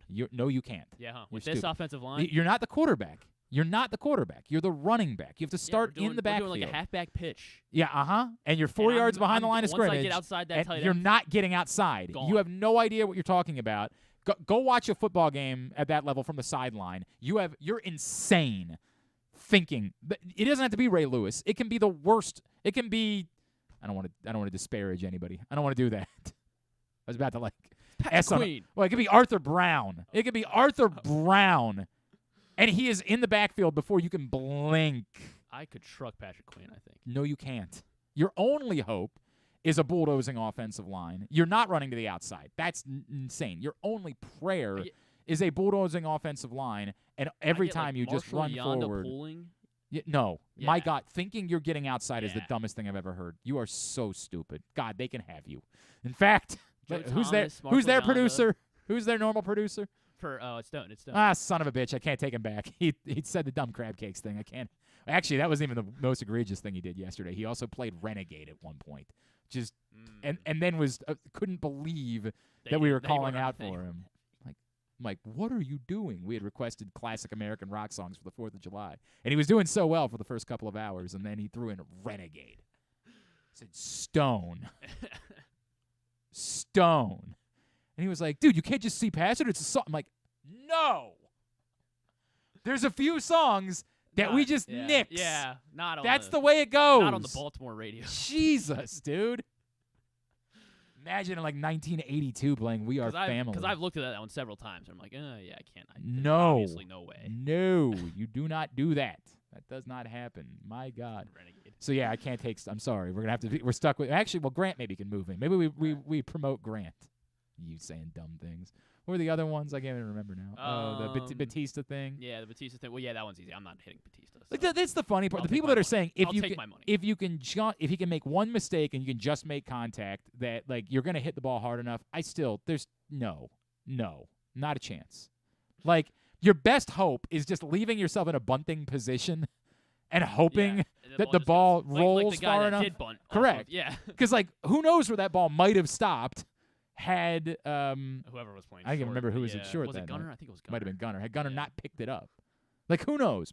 Maybe, probably not, but maybe that's your best hope. And then the roller coaster one, that one. I mean, it worked once, so they continued. They continued, and it didn't look like it impacted it at all. That's $1 million bucks. If I didn't know it was broken for sure. I mean, I don't know. I don't think the entire section of the roller coaster is falling down. Yeah. Right there. I mean, I don't think that's the case. Really, $1 million bucks. Really bad. It's terrible. Did they idea. continue they continued writing it? I guess after this, did someone point this out? Well, I mean that I don't shut the ride down. I think they kept writing it for the entire day because I think the guy said like, oh my God. Yeah, man. But yeah. Well, how much money do I get when I read that? We said $1 million or 100,000. You know what? I'll do it. $1 million. You're doing it? You're in? Yeah. All right, Grant, I would make sure that you're more comfortable producing the show. Got it. All right. Good. Griffin might not be with us come next week. Might no longer be here. So I would just make sure you've gotten all the ins and outs. All right. Oh, you're going to switch. This is how we're going to prepare for Griffin taking the ride on the roller coaster. Is we're going to have Grant start practicing producing right now. All right. Continue to get me your responses at Glenn Clark Radio on Twitter, Facebook.com/Glenn Clark Radio. And somebody's going to win a T-shirt of their choice from birdlandsports.com. Again, birdlandsports.com. Someone is getting a T-shirt just for participating. Stan, Luke, and Ross were off on Monday, but they'll be back. That's a promise. They'll be back next Monday and with you throughout the rest of the baseball season. Stan, Luke, and Ross every Monday talking baseball, Facebook.com/PressBoxSports. If you missed it or you missed them live, they're on the next day, YouTube.com/PressBoxOnline or PressBoxOnline.com/video. Stan the Fan Charles, Ross Grimsley, Luke Jackson talking baseball every Monday except this week because, again, we had kind of a soft holiday here at PressBox, so we were all off for that. Still to come this hour, we are going to chat. I tell you what, let's grab a break. Why don't we do that? We'll take a break, and then we'll check in the play-by-play voice of the Norfolk Tides. Or I'm Michael Giangrandi, president. Sure. No, just go with it. You started it. Just go. I'm Michael Giangrandi, president of AJ Michaels, your carrier energy expert for 44 years. Save money, energy, and make your home more comfortable and virus-free. Find us at ajmichaels.com. That's ajmichaels.com. Your summer destination is closer than you think at Live Casino and Hotel Maryland. With an expansive gaming floor and incredible dining options ready for you to explore, your adventure awaits. Dine at the new Coho Korean Barbecue House coming in July or on the patio at the Prime Rib. Enjoy the summertime breeze at Orchid Smoking Patio. Limited time packages starting at $229. What are you waiting for? Book now. At Arundel Mills, must be 21. Please play responsibly. For help, visit mdgamblinghelp.org or call 1-800-GAMBLER. All electronic tolling is here to stay in Maryland, and DriveEasyMD.com helps you cruise a little easier. We're Maryland's tolling resource, home to Easy Pass, pay-by-plate, and video tolling. It's never been easier to pay your way. DriveEasyMD.com will keep you moving. The Orioles are off and running, out to prove that last season wasn't a fluke, and they are one of the best teams in baseball. Hi, I'm Paul Valley, host of the Bat Around for PressBox. Tune in every Saturday from 10 a.m. to noon as Zach Goodman and I break down every Adley bomb, every Tony Tater, and every save from the mountain. Like a warm hug from Rutschman, the Bat Around has you covered with all things Orioles as we embark on what's sure to be a magical summer in Birdland. So tune in every Saturday for the best in Orioles coverage right here on the Bat Around.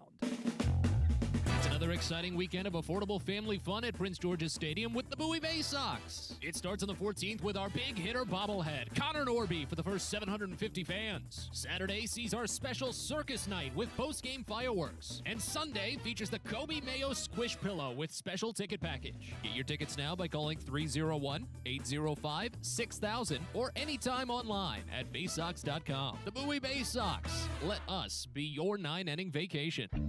Whether your focus is luxury and comfort, convenience and technologically advanced connectivity, or sporty performance and aggressive styling, we've got the perfect Highlander for you. Check out buyatoyota.com for deals on new Highlanders from your local Toyota dealer today. Costas Inn has been serving up delicious steamed crabs for over 50 years. Lately, the crabs you want to eat when the weather warms up have gotten harder and harder to get. So get your crab eating game plan in place. Make sure to stick this number on your fridge, 410-477-1975. Call ahead and reserve the size crabs you want. You may be able to walk in, but you may also be disappointed at the size or maybe even get shut out altogether. So call ahead, have a plan, and then arrive on your crab eating vacation. Costas also has delicious crab soup and crab cakes. The Costas Inn at 4100 North Point Boulevard. For more than 50 years, they've been satisfying crab lovers in and around Baltimore. That first sip. That first bite. Start your day off right with a delicious breakfast at Royal Farms. Choose from a fantastic selection of fresh Royal Farms breakfast sandwiches and top it off with a rich hot cup of the freshest coffee in the world. At Royal Farms, breakfast is available day and night. It's the freshest breakfast in the world. Real fresh, real fast. Royal Farms. If you need more of Glenn, you can also hear him every Sunday with Rita on 105.7 The Fan. But also, if you need more of Glenn, what's wrong with you? All right, back in here as we continue along on a Wednesday edition of GCR. We learned last night that the Orioles are calling up Colton Cowser. He is joining the team in New York. It hasn't been made official yet. We don't know what the roster move is, but let's find out a little bit more about what the Orioles are getting in Colton Cowser. It's always good to catch up with our next guest. He is the play-by-play voice of the Tides. He is Mr. Pete Michaud, and he's with us again here on GCR. Pete, it's Glenn in Baltimore. It's always great to catch up with you, man. Thank you for taking a couple of minutes for us. Oh, my pleasure, Glenn. How are you? Everything is well, sir. Can I get you to do something for me before we talk about Colton Cowser, though? And I'm sure you deal with this as a man who probably hears your name butchered constantly. But I have been around for a long time, and I still to this day don't know how you're actually supposed to pronounce the name of the city in which the Tides play in. Can you settle this for me once and for all? Well, I can tell you right off the bat, Glenn, you will find different people within the city of Norfolk that will give you different answers to that question. There are some of the real old Southerners with the accent that will say it like Norfolk, like Nawfik. I say it more like Norfook, like Nor, and then rhymes with book. That's how I say it. Norfolk. So okay.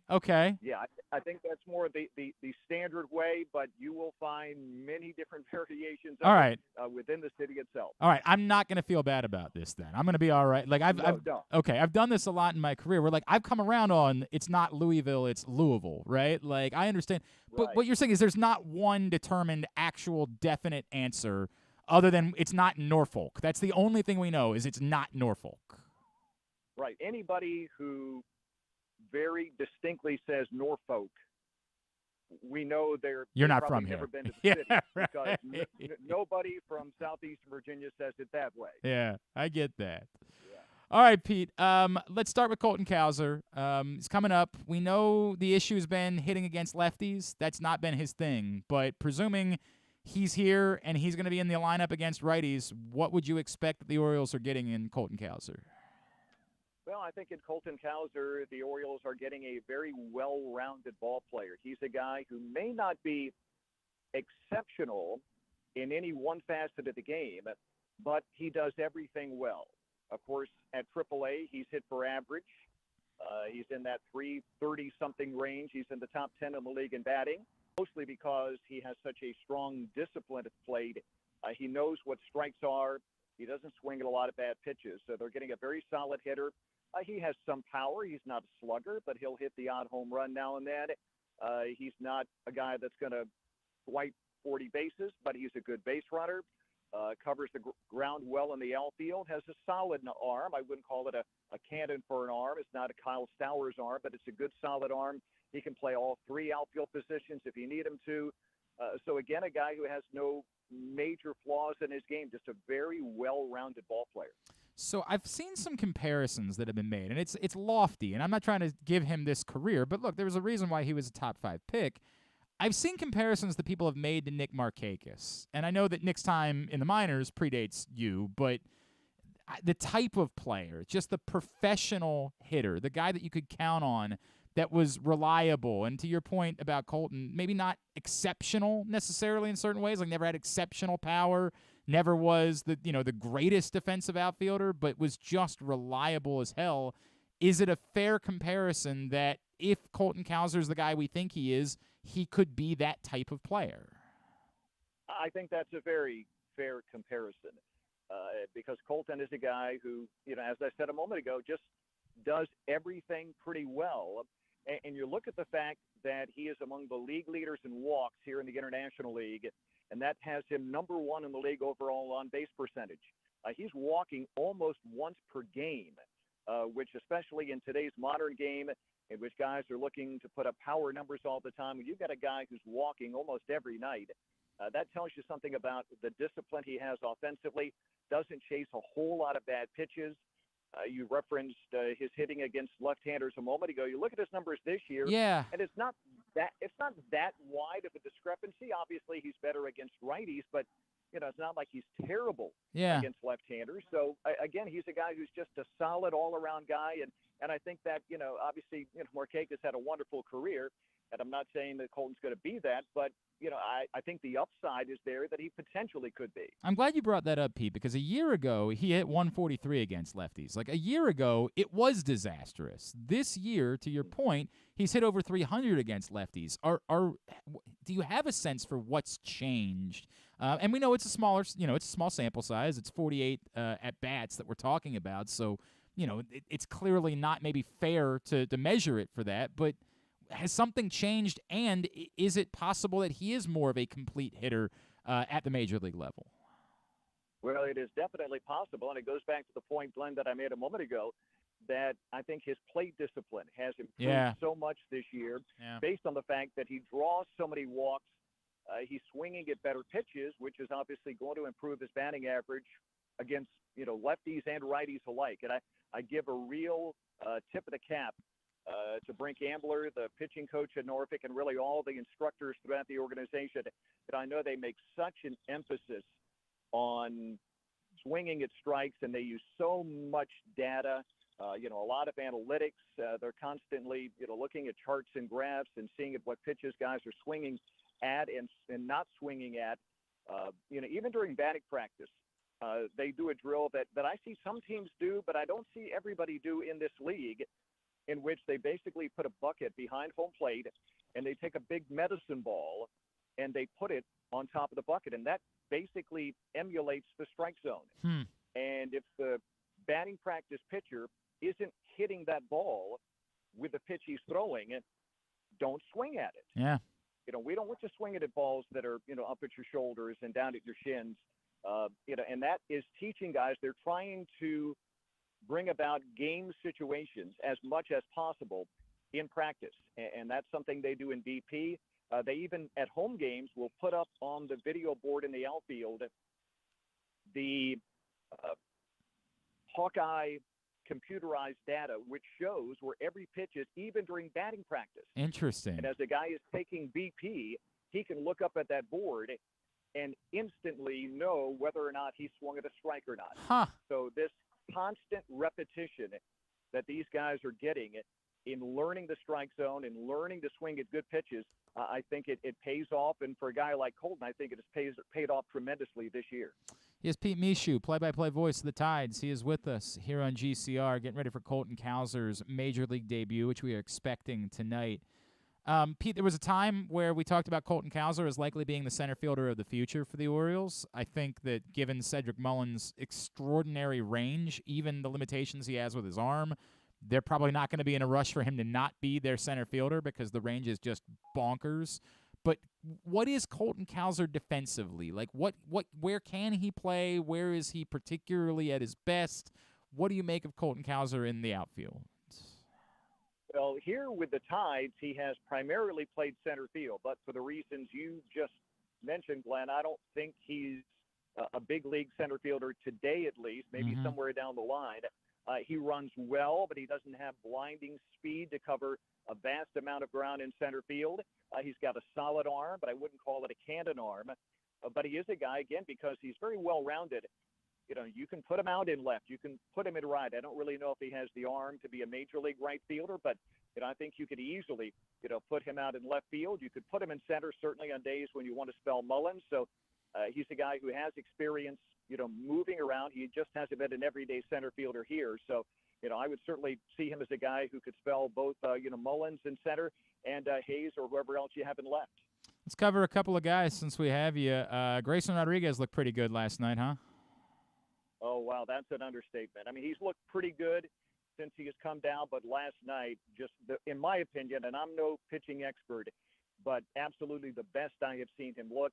The fastball was devastating, 97, 98 miles an hour. But I think what made the fastball so good is that his off-speed stuff, especially his changeup, just had guys looking silly. I mean, they were way out in front of it. Then they'd be looking for it, and then they couldn't catch up on the fastball. He had pinpoint control. I only recall him coming close to walking one batter. He had a 3-0 count on one guy and came back and eventually got him out anyway. Other than that, didn't come close to walking anybody. He looked confident. He looked poised. He looked very much like the guy that we saw in the first quarter of last year before he got hurt. So in my opinion, absolutely the best I have seen him look. And, quite frankly, it's not going to surprise me if I hear this afternoon or tomorrow or the day after that Grayson's on his way back to Baltimore. He looked that good last night, at least to me. Yeah. And against a pretty good Durham ball club, last week against Charlotte, not a real good team, but playing Durham, which is, the second best team in our division this year. They've got some good explosive hitters, some veteran guys with big league time like Ben Gamble. And Grayson just absolutely dominated them with 12 strikeouts over 6 innings. What has the command been like in general since he's been back down, Pete? Like, his ability to find the strike zone. We know there are a couple of high walk games, but that seems like the one thing that was so important. We all know the talent, but, like, the command seemed to be the big – what has it been in general since he's been back down there?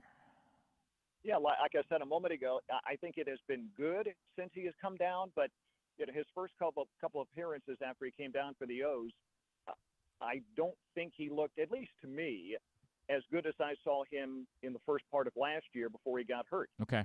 But that really changed last night. Yep. He looked absolutely in command of everything that he wanted to throw and when he wanted to throw it. He only gave up, I think it was 4 hits last night. All 4 were singles.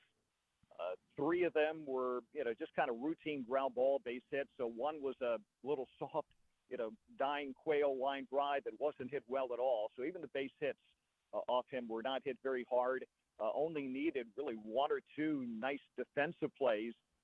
Joey Ortiz especially came up big, making one play at shortstop. But other than that, all pretty routine stuff. So, again, I know it's only one game as of last night. To go along with some other pretty solid but not amazing games. So whether the Orioles think he's ready to come back now, whether they want to see this 1 or 2 more times, obviously, I don't know. That's above my pay grade. But, right. Really impressed in watching him last night. Weird that Mike doesn't just call you, Pete, and say, hey, man, is it time? Is it time to go? Pete, I know it was a really difficult stretch for Ryan Mountcastle. It looks like maybe he started to turn the corner a little bit. We're starting to approach 20 days at some point where the Orioles are going to have to make some sort of decision. Are we seeing signs that Ryan Mountcastle is starting to find himself a little bit? Yeah, I think we definitely did last week. And you mentioned the 20 days. That's going to come up here during this series in Durham this week. He had that really rough start. He went 0 for 14.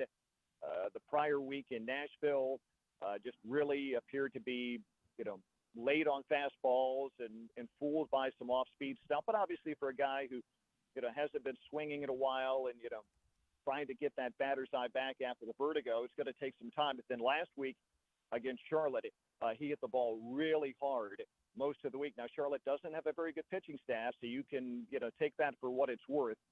Hit one absolute mammoth home run that I'm not even sure if it's come down yet. He hit it so far. The one thing I've seen from Ryan, he is taking some really big cuts there a few times where it looks like he's trying to hit everything out of the ballpark. But the fact that, he, at least from what I understand, seems to feel well, and I think that's the number one priority with Ryan Mountcastle. Does he feel well? Is he having any issues still with the dizziness? Not that I'm aware of, although our access to him has been kind of limited. But I'm not aware of any issues with him. So, like you said, here in a couple of days, the O's are going to have to make a decision as to what to do with him. And then, I'm not sure. I thought Heston Kjerstad for sure, like next season when you're talking about him. But given his timeline and given how he has backed up the performance, man, it feels like we're starting to talk about a guy that maybe could be into the mix by the end of the year. It seems like nothing has been troublesome for him at the AAA level. No, he has jumped right in and made that transition from Bowie to Norfolk with absolute ease. At least he's made it look that way. I think some people might be jumping the gun a little bit. And again, Mike Elias hasn't called me. He may not have my number, so we'll give him a break on this. And of course, I say that with tongue firmly planted in cheek. But let's remember the fact that Heston Kjerstad has only been playing professionally for just over a year. Fair. Made his debut, if I recall, on the 10th of June last year. Of course, it was basically 2 years from the time that he got drafted until he actually played in a game. So he's still very green. He's very raw. But he's a guy who, not only does everything well, but does a lot of things exceptionally well. Hits for power, hits for average. Boy, it's a lot of fun to watch him on the bases. He has amazing speed, and he gets to speed in a hurry. It seems like every time he's at first base, he tends to score on almost any base hit from first. He's a great runner, covers ground in the outfield. If it were me, and again, it's not, I would say, let him finish out the year here. Sure. Obviously, the Orioles are so well set in the outfield right now, and with Cowser coming up especially, I couldn't see the point of bringing up a guy like Heston Kjerstad and having him play, every third or fourth day and sitting on your bench. Let him play here. He's also getting time at first base. They're working him at first base. He's taking a lot of ground balls there. He's had a couple of games at first base. Let him get more experience there, make him more versatile, and let him just really dominate the International League. And here's a guy who, certainly by next year at some point, I think could be destined for the big leagues as well. All right, Pete. I guess let me wrap this way. Who's somebody that we're not talking about enough? Who's somebody that outside of, you guys know when one of these guys arrives, it's massive for you. But who's somebody who's under the radar that we should be spending a little bit more time talking about?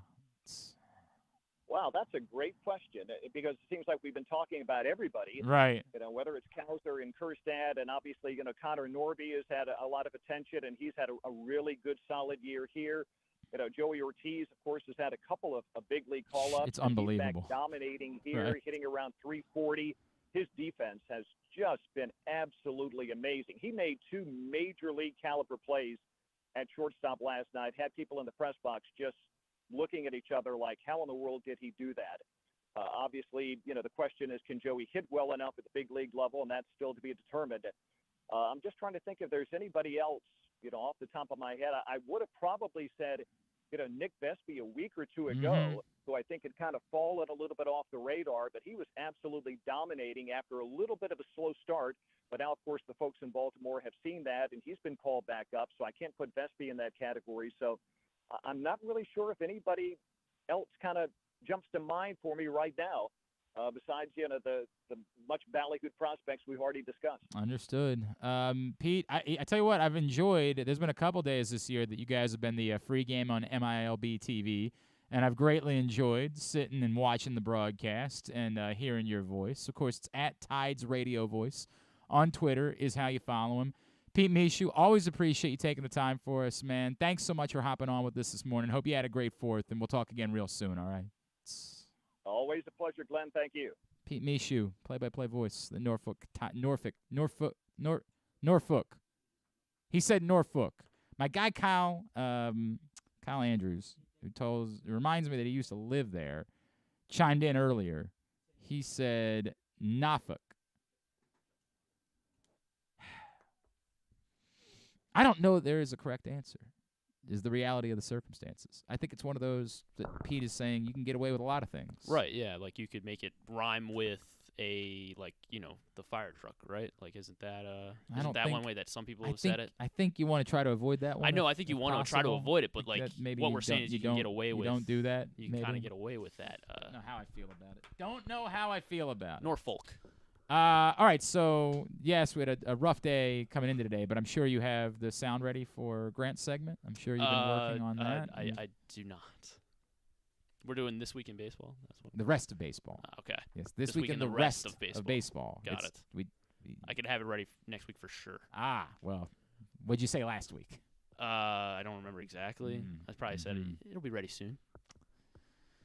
Okay.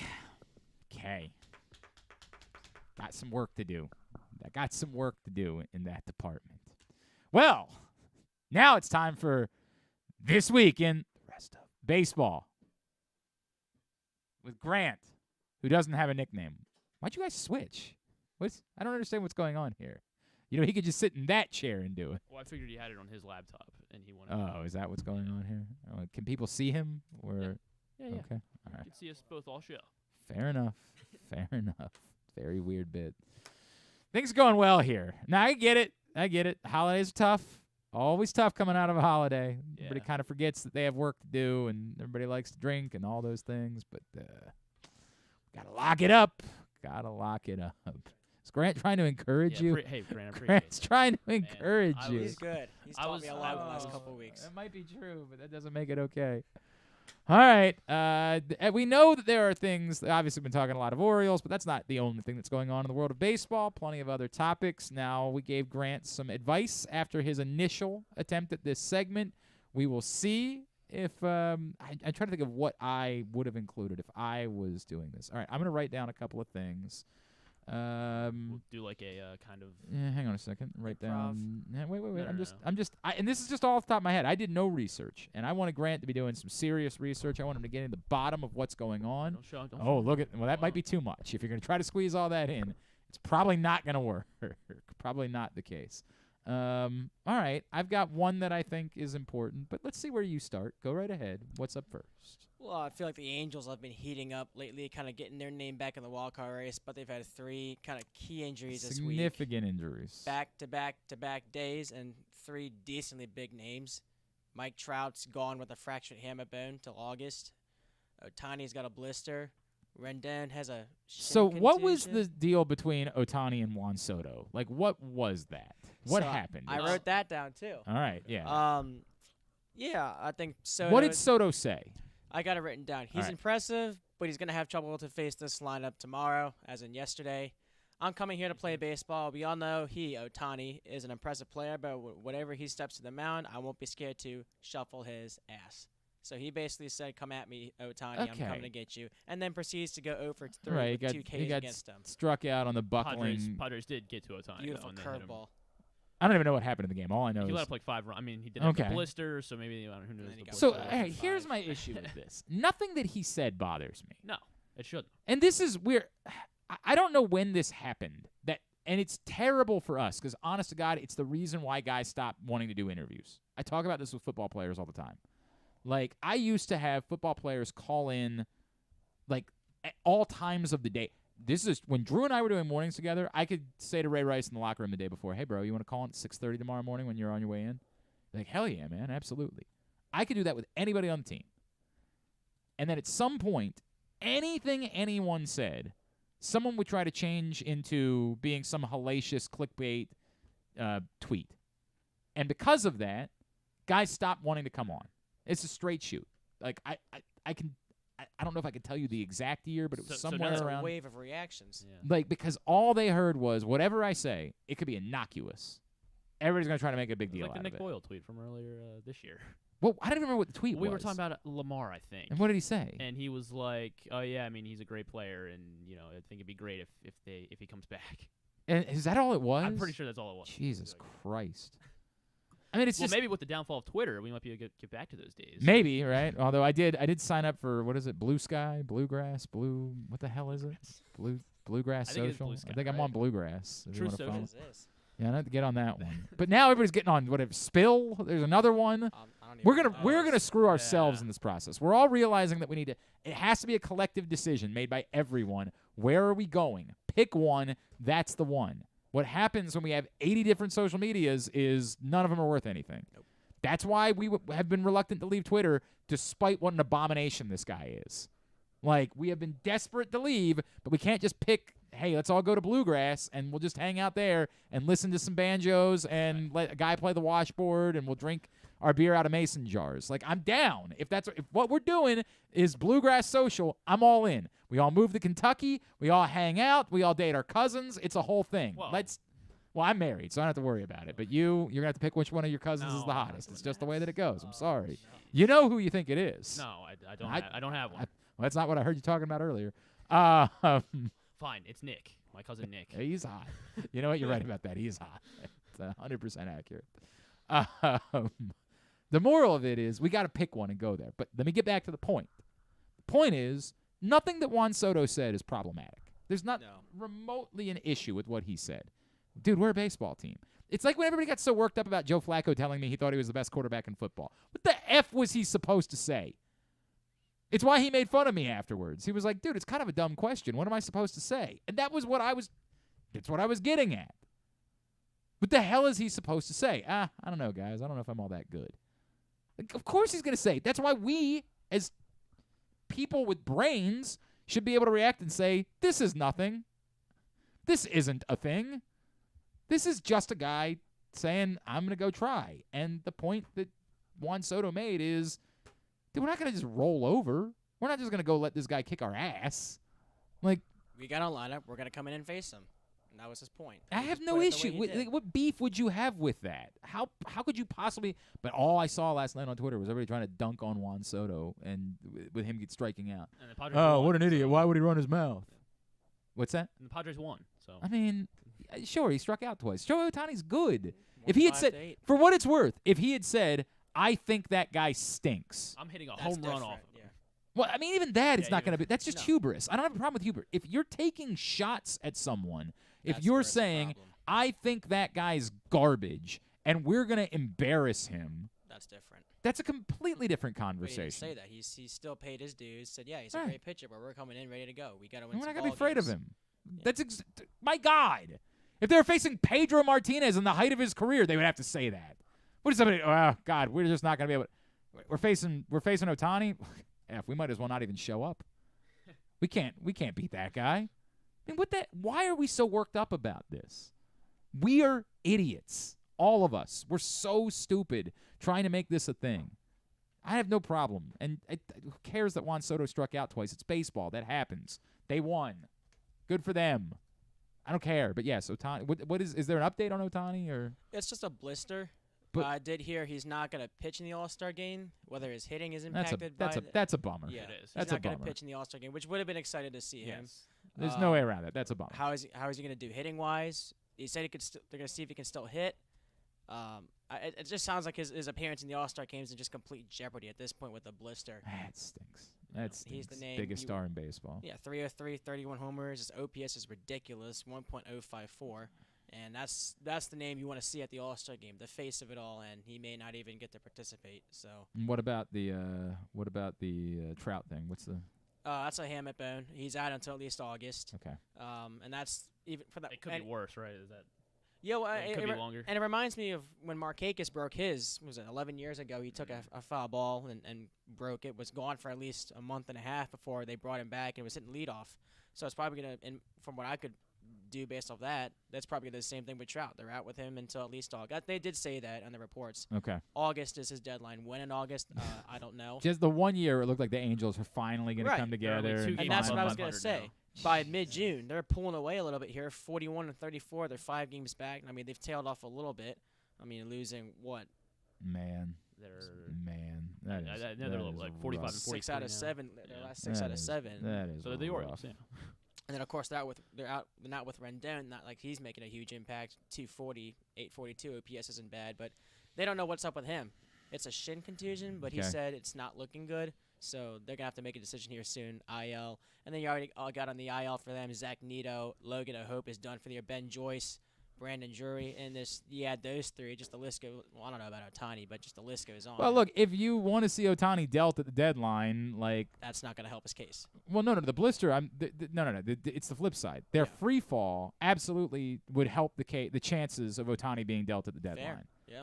If they continue to fall apart and they're 6 games below 500 by July 29th, then all of a sudden there's a way more likely chance of them trading Ohtani. Now, again, if this is more significant, but if it's just a blister and he's back after the All-Star break, like just because you want the trade deadline to be more exciting, I would argue that because I don't think there's a chance in hell of the Orioles being the team to do it, I would prefer that they don't trade him because I don't want him going to a team that he could help. Yeah. I would vastly prefer that he doesn't become – I mean, the Rays aren't going to deal for him, but even it's a non-zero for the Yankees. You got to have a package for him.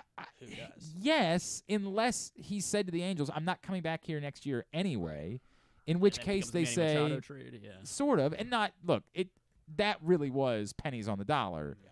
I don't think you're going to get pennies on the dollar, but dimes on the dollar, right? Like, I mean, it would make baseball more interesting.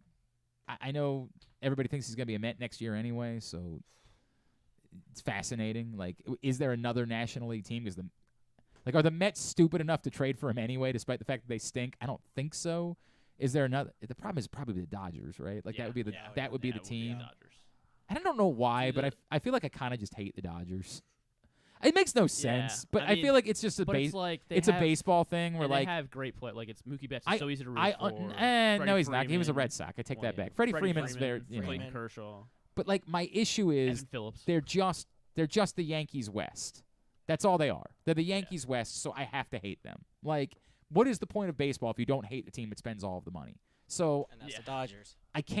But if it was like if out of nowhere the Diamondbacks traded for Shohei Ohtani, Corbin Carroll's going the other way. No, they're not going to give up Corbin Carroll for anything. They'd have to figure out a way to do it without Corbin Carroll. And they also have another really like high level prospect, but I wouldn't give that. Who is it that I'm thinking of?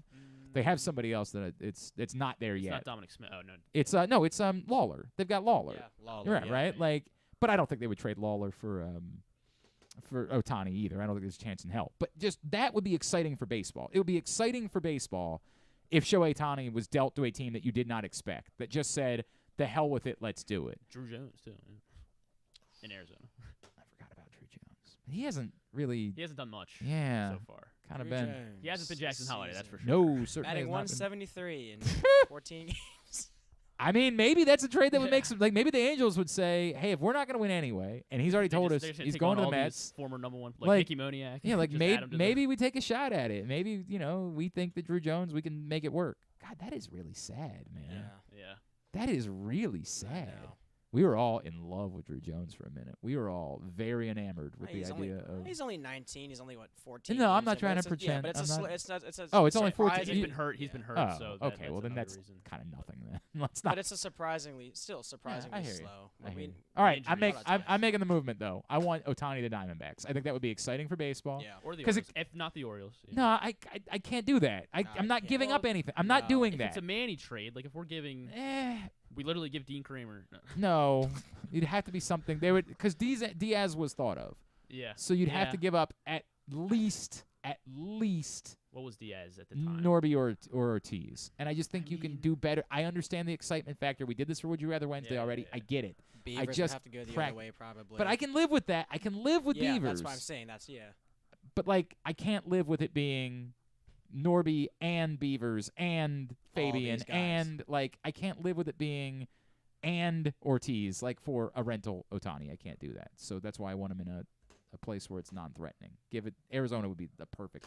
Even San Francisco, right? Like San Francisco's pretty non-threatening.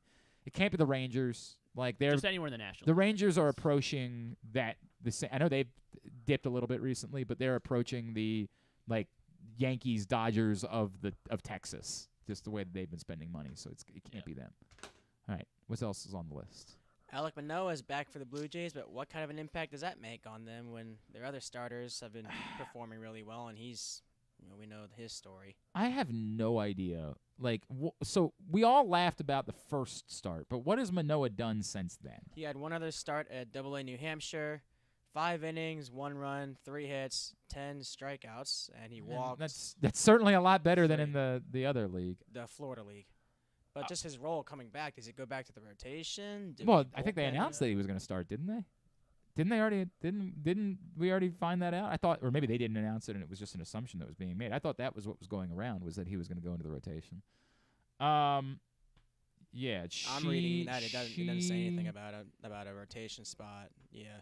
I'm reading a tweet that's from the Talkin' Baseball podcast that says Manoah will start Friday for the Blue Jays per Shi Davidi, who is a correct. No, you're right. I did beat writer. I did see that. Correct. Now, as long as that's what he actually said. Yes. He did. He said we'll start Friday. But I mean, that's a huge drop off. I mean, that guy the last 2 years. Well, I mean, it's insane, and it's one of the more bonker stories in baseball. And the question is, like, if it's mental, how can you be this confident that it's okay now? Like, he just walked in and said, like, I'm okay now, and they just said, okay, well, we'll choose to believe you. That is... It feels like the type of thing that you do because, like, well, this has to work.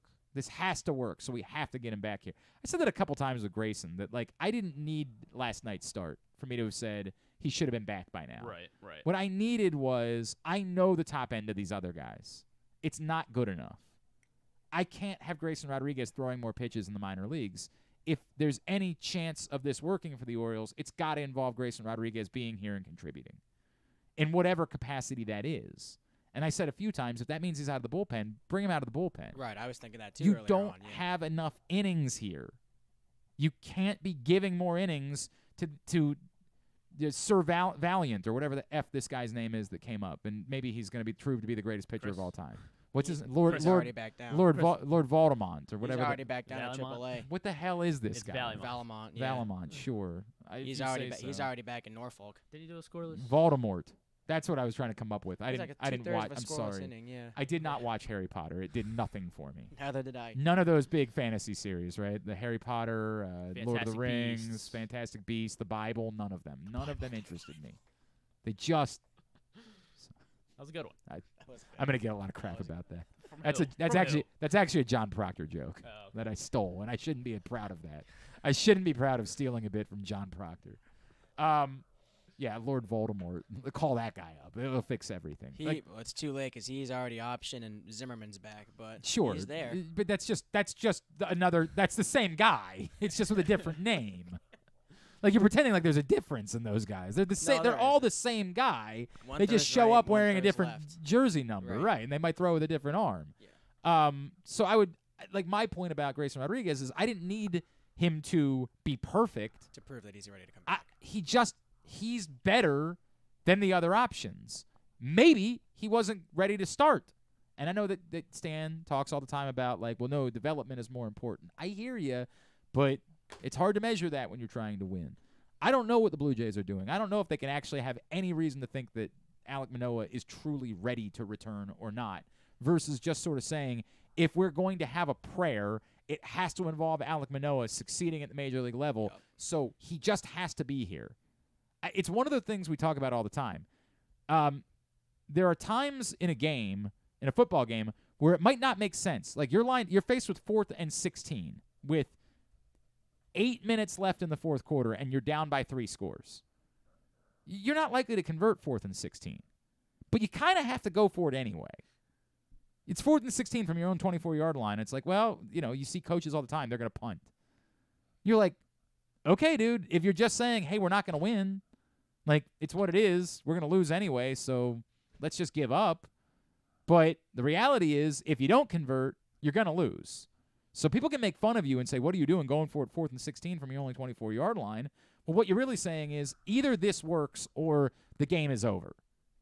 We have a 1% chance of this working. We have a 0% chance of winning if it doesn't work. We got to take our shot. And I think that could be what the Blue Jays are kind of saying, which is we can't win a World Series without Alek Manoah being some semblance of Alek Manoah. So we can keep pussyfooting around and letting him pitch at Double-A, but we're not winning a World Series with Alek Manoah pitching at Double-A. And we might just have to do this, and if it doesn't work, then we have our answer. That's it. Yeah. Like we know. So I don't know that it's that Manoah is ready as much as it's just we got to do something here. And that's why they're going to bring him back up. And we'll see. I don't wish – I know this is where we're supposed to say, like, hey, it'd be great news for the Orioles if Manoah continues to stink. I don't wish mental health problems on anyone. No. Like, I hope Alek Manoah mentally is okay. Realistically, I hope he gets shelled. Like, I hope that he stinks But the because reality is professional sports is rough, and it's a mental toll, and the hope is he's able to fight that. Correct. That doesn't send him into depression, things like Right. that. But I mean, I'd hate it's to a see difficult thing. Like, I don't want to wish harm on someone from a health standpoint, but as a division I also rival, I don't want him to be good at pitching. That would be not bad. against us, yeah. Well, I don't really against anybody. Correct. I mean, unless he's facing the Rays, in which case, sure, Need you his can help there. you can pitch well in that game specifically, and then everybody else you got to go back to stinking. All right, what else? I know we talked about the AL wild card a lot. Orioles are involved in that, but that NL wild card, tight. Okay. And the surprise leader in that, the Miami Marlins this season. By the end of May, only about where are they? 29 and 27 at the end of May. They've been 20 and 10 since that. They are now 50 and 37. They hold the top wild card spot, and the Phillies have heated up right behind them, and we all consider them one of the most disappointing teams in baseball early on, 25 and 30, and they've been 20 and 9 since then. Yeah. And the Dodgers are right in there. That's going to be, for me, really exciting to watch, see who makes moves at the deadline, who heats up, who teams call up to aid them. But, I mean, to think that the Marlins were going to be the top contender in that wild card spot. I didn't forecast that at all before the season. They've been doing that without their MLB The Show cover guy, Jazz Chisholm, most of the year. Well, it's been a pretty big story, and I guess like an underappreciated performing team this year. I think the Marlins and the Phillies kind of fighting for that. I think the Marlins are intriguing. I think their schedule was about to get a lot more difficult in the coming weeks, and so it'll be interesting to see how they come through that. Yeah, they got better record than the Orioles now. So. They do. Yeah. All they have left right now is 2 games left in that Cardinals series, which should be, and they got a 2-0 edge on that. So if they could take that, the series, Cardinals stink. So yeah, that's not. I horrible thought it was them. maybe after that their schedule got a bit more difficult. It They had the Braves series was they the come big here, one. right after the All-Star break? Yeah, they're right. Yeah. They're here. The first series. Yeah. Okay. So. All right. Better, definitely better. Did not just recap a game. That's good. That's good. Can't just recap games. That's not what this segment's supposed to be for. Trends, much better. I did see the story of who's the closer from the Pirates that got named to the All-Star game. Bednar, and he gave Kershaw a pack of beer. He That gave was him funny. he sent Clayton Kershaw a case of Iron City beer, which nobody should ever drink, but at least the gesture is thoughtful. Right. Maybe Clayton Kershaw knows somebody that's got terrible taste, and he can say, "Hey, you like awful beer? Here's some Iron City." And I get the bit. It's a Pittsburgh beer. I understand that. I don't know what we do anymore because around here somebody's like, "Oh, we should send him some Natty Bo." No, we shouldn't. Crab cakes. That would be actually thoughtful. Yeah. That's actually thoughtful, unlike Iron City beer, which is piss water. I mean, it's dreadful. Yeah. But it was the thought. The thought, I got it. I understood that it was the thought that counts situation. When it came to that, I thought that was a good thing to do. All right, very good. That's this weekend, the rest of baseball, which we're going to have an open for next week. Absolutely. Sometime. We will. Good job, Grant. I'm looking forward to it. Very good. Tidbit is brought to you today. Did we do this one right? Did we get this? Yeah. Okay. Yeah. All right. Tidbit is Do brought I to need you today. imaging for that now?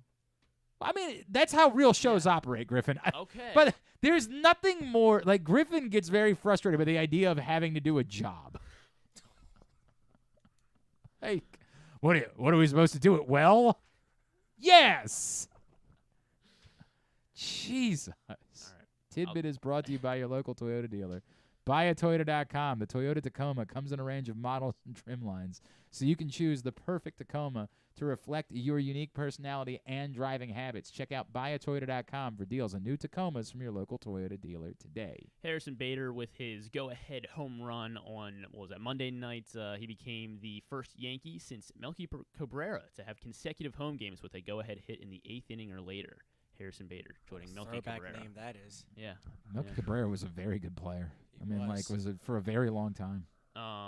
Yeah, I hardly remember him being a Yankee.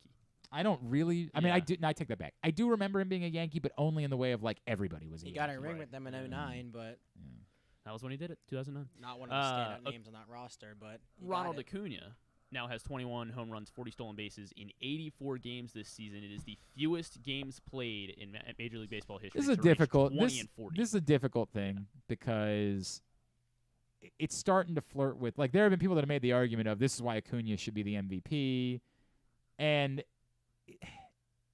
he's competing. Everybody's competing with the same rules, right? So within the context of judging him against other players this year, fair. But then you start trying to use historical context to discuss what it is that Ronald Acuna is doing, and that's where it starts moving towards unfair because the rules were changed drastically to benefit stolen bases. So I don't know how we handle that if Acuna ends up having some sort of historic season. Because of that change. You can't compare Acuna stealing bases to Ricky Henderson stealing bases. Absolutely not that he's going to end up matching Ricky Henderson. Ricky Henderson, it was perverse what he was able to do. But I don't know when we start trying to put his season into context how we handle that because it is extraordinarily different. LaMelo Ball signed his max extension with the Charlotte Hornets after averaging 20 points, 6 rebounds, and 6 assists over the last 2 seasons. And he joins 5 other guys to do that over the last 2 years. I guess I'll give him 2. I won't have you guess them since it's not NBA season. Okay. Yeah, LeBron, Jokic, Luka Doncic, James Harden, and DeJounte Murray. He joins them as the 6th player over the last 2 seasons with 26 and 6. All he right. gets his max extension. He's also the first player in Hornets franchise history to ever do that across 2 seasons. I mean, it's not. So It's not a rich history that we're talking about. So let's get his jersey retired. Yeah, maybe. Juan Soto hit his 140th career home run over the weekend. He is the third player ever to have 140 home runs. But he mildly criticized.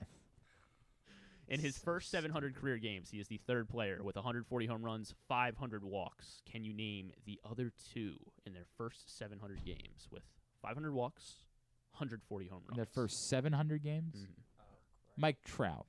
Not Mike Trout. Jim Thome? Not Jim Thome.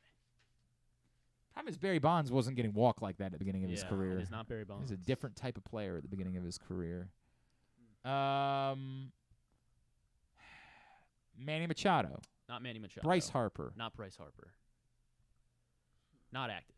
None of them? Neither of them, yeah. Chipper? Not Chipper. I'll try Ricky Henderson. It is not Ricky. Does have the second most walks all time. Yeah. I'm going to go with a bold one, Adam Dunn. Not Adam Dunn. That is pretty bold. He was more of a swinger. Yeah. He was more of a... Swing or nothing. Frank Thomas. Frank Thomas That's a good, is, in fact, on this list. Jeff Bagwell. Not Jeff Bagwell. In the right track, though, definitely.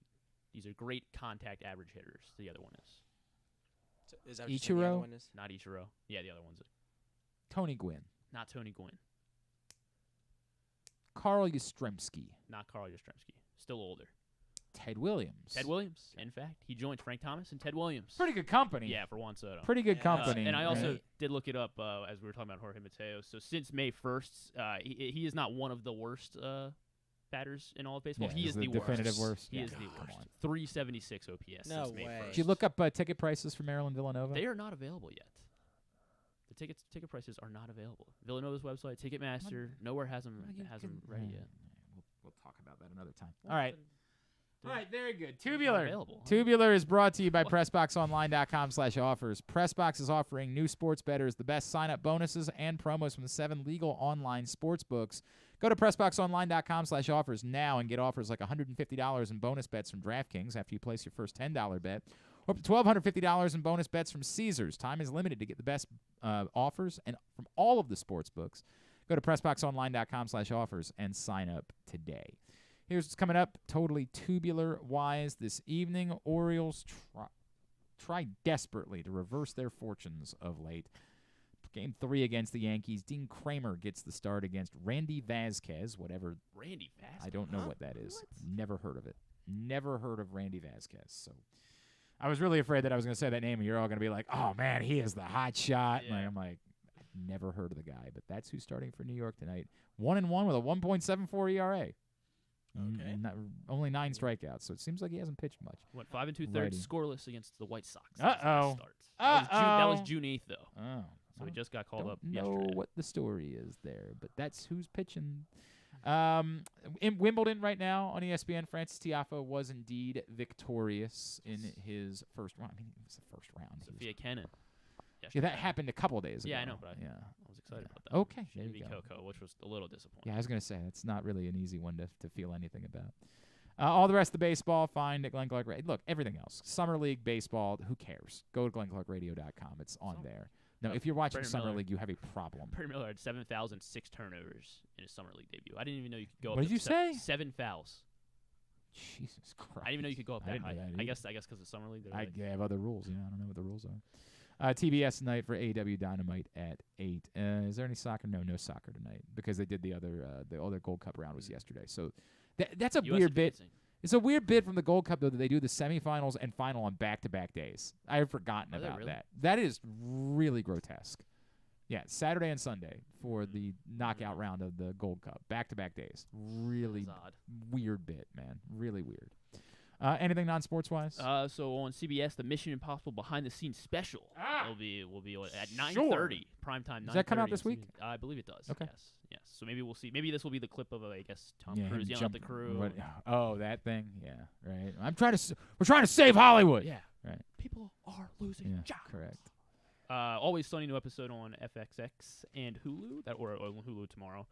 Disney Plus, new episode of Secret Invasion, new episode of Hijack, the Apple TV Plus show with Idris Elba. Okay. And Wham, the documentary out on Netflix about George Michael and Wham. Yeah, the, Wham. The band. Yeah. Wham. Yeah. Yes. And the other guy, what was his name? Andrew. Yeah, I can't remember. That's funny. Andrew something. Why can I not remember the other guy from Wham? It was Andrew, by the way. You are right about that. Yeah. God. Well, because I looked into it a little bit, but I Andrew Ridgeley, thank you. That's who it is. All No right. George Michael, of course. Very good. Very good. Thanks today to Pete Michaud. Thanks also to, Ken Weinman was on with us, and Connor Newcomb, Locked On Orioles. We'll get it all up in the greatest hits section of the Oh, my God, it's so good. tab at glennclarkradio.com. On the program tomorrow, we'll catch up with Al Bunbury. we'll continue our 83 World Series celebration, 40th anniversary. Stuff and things. Yes. I think Carson will stop by. Okay, sure. We'll do a hack. That'll drive big-time ratings for that.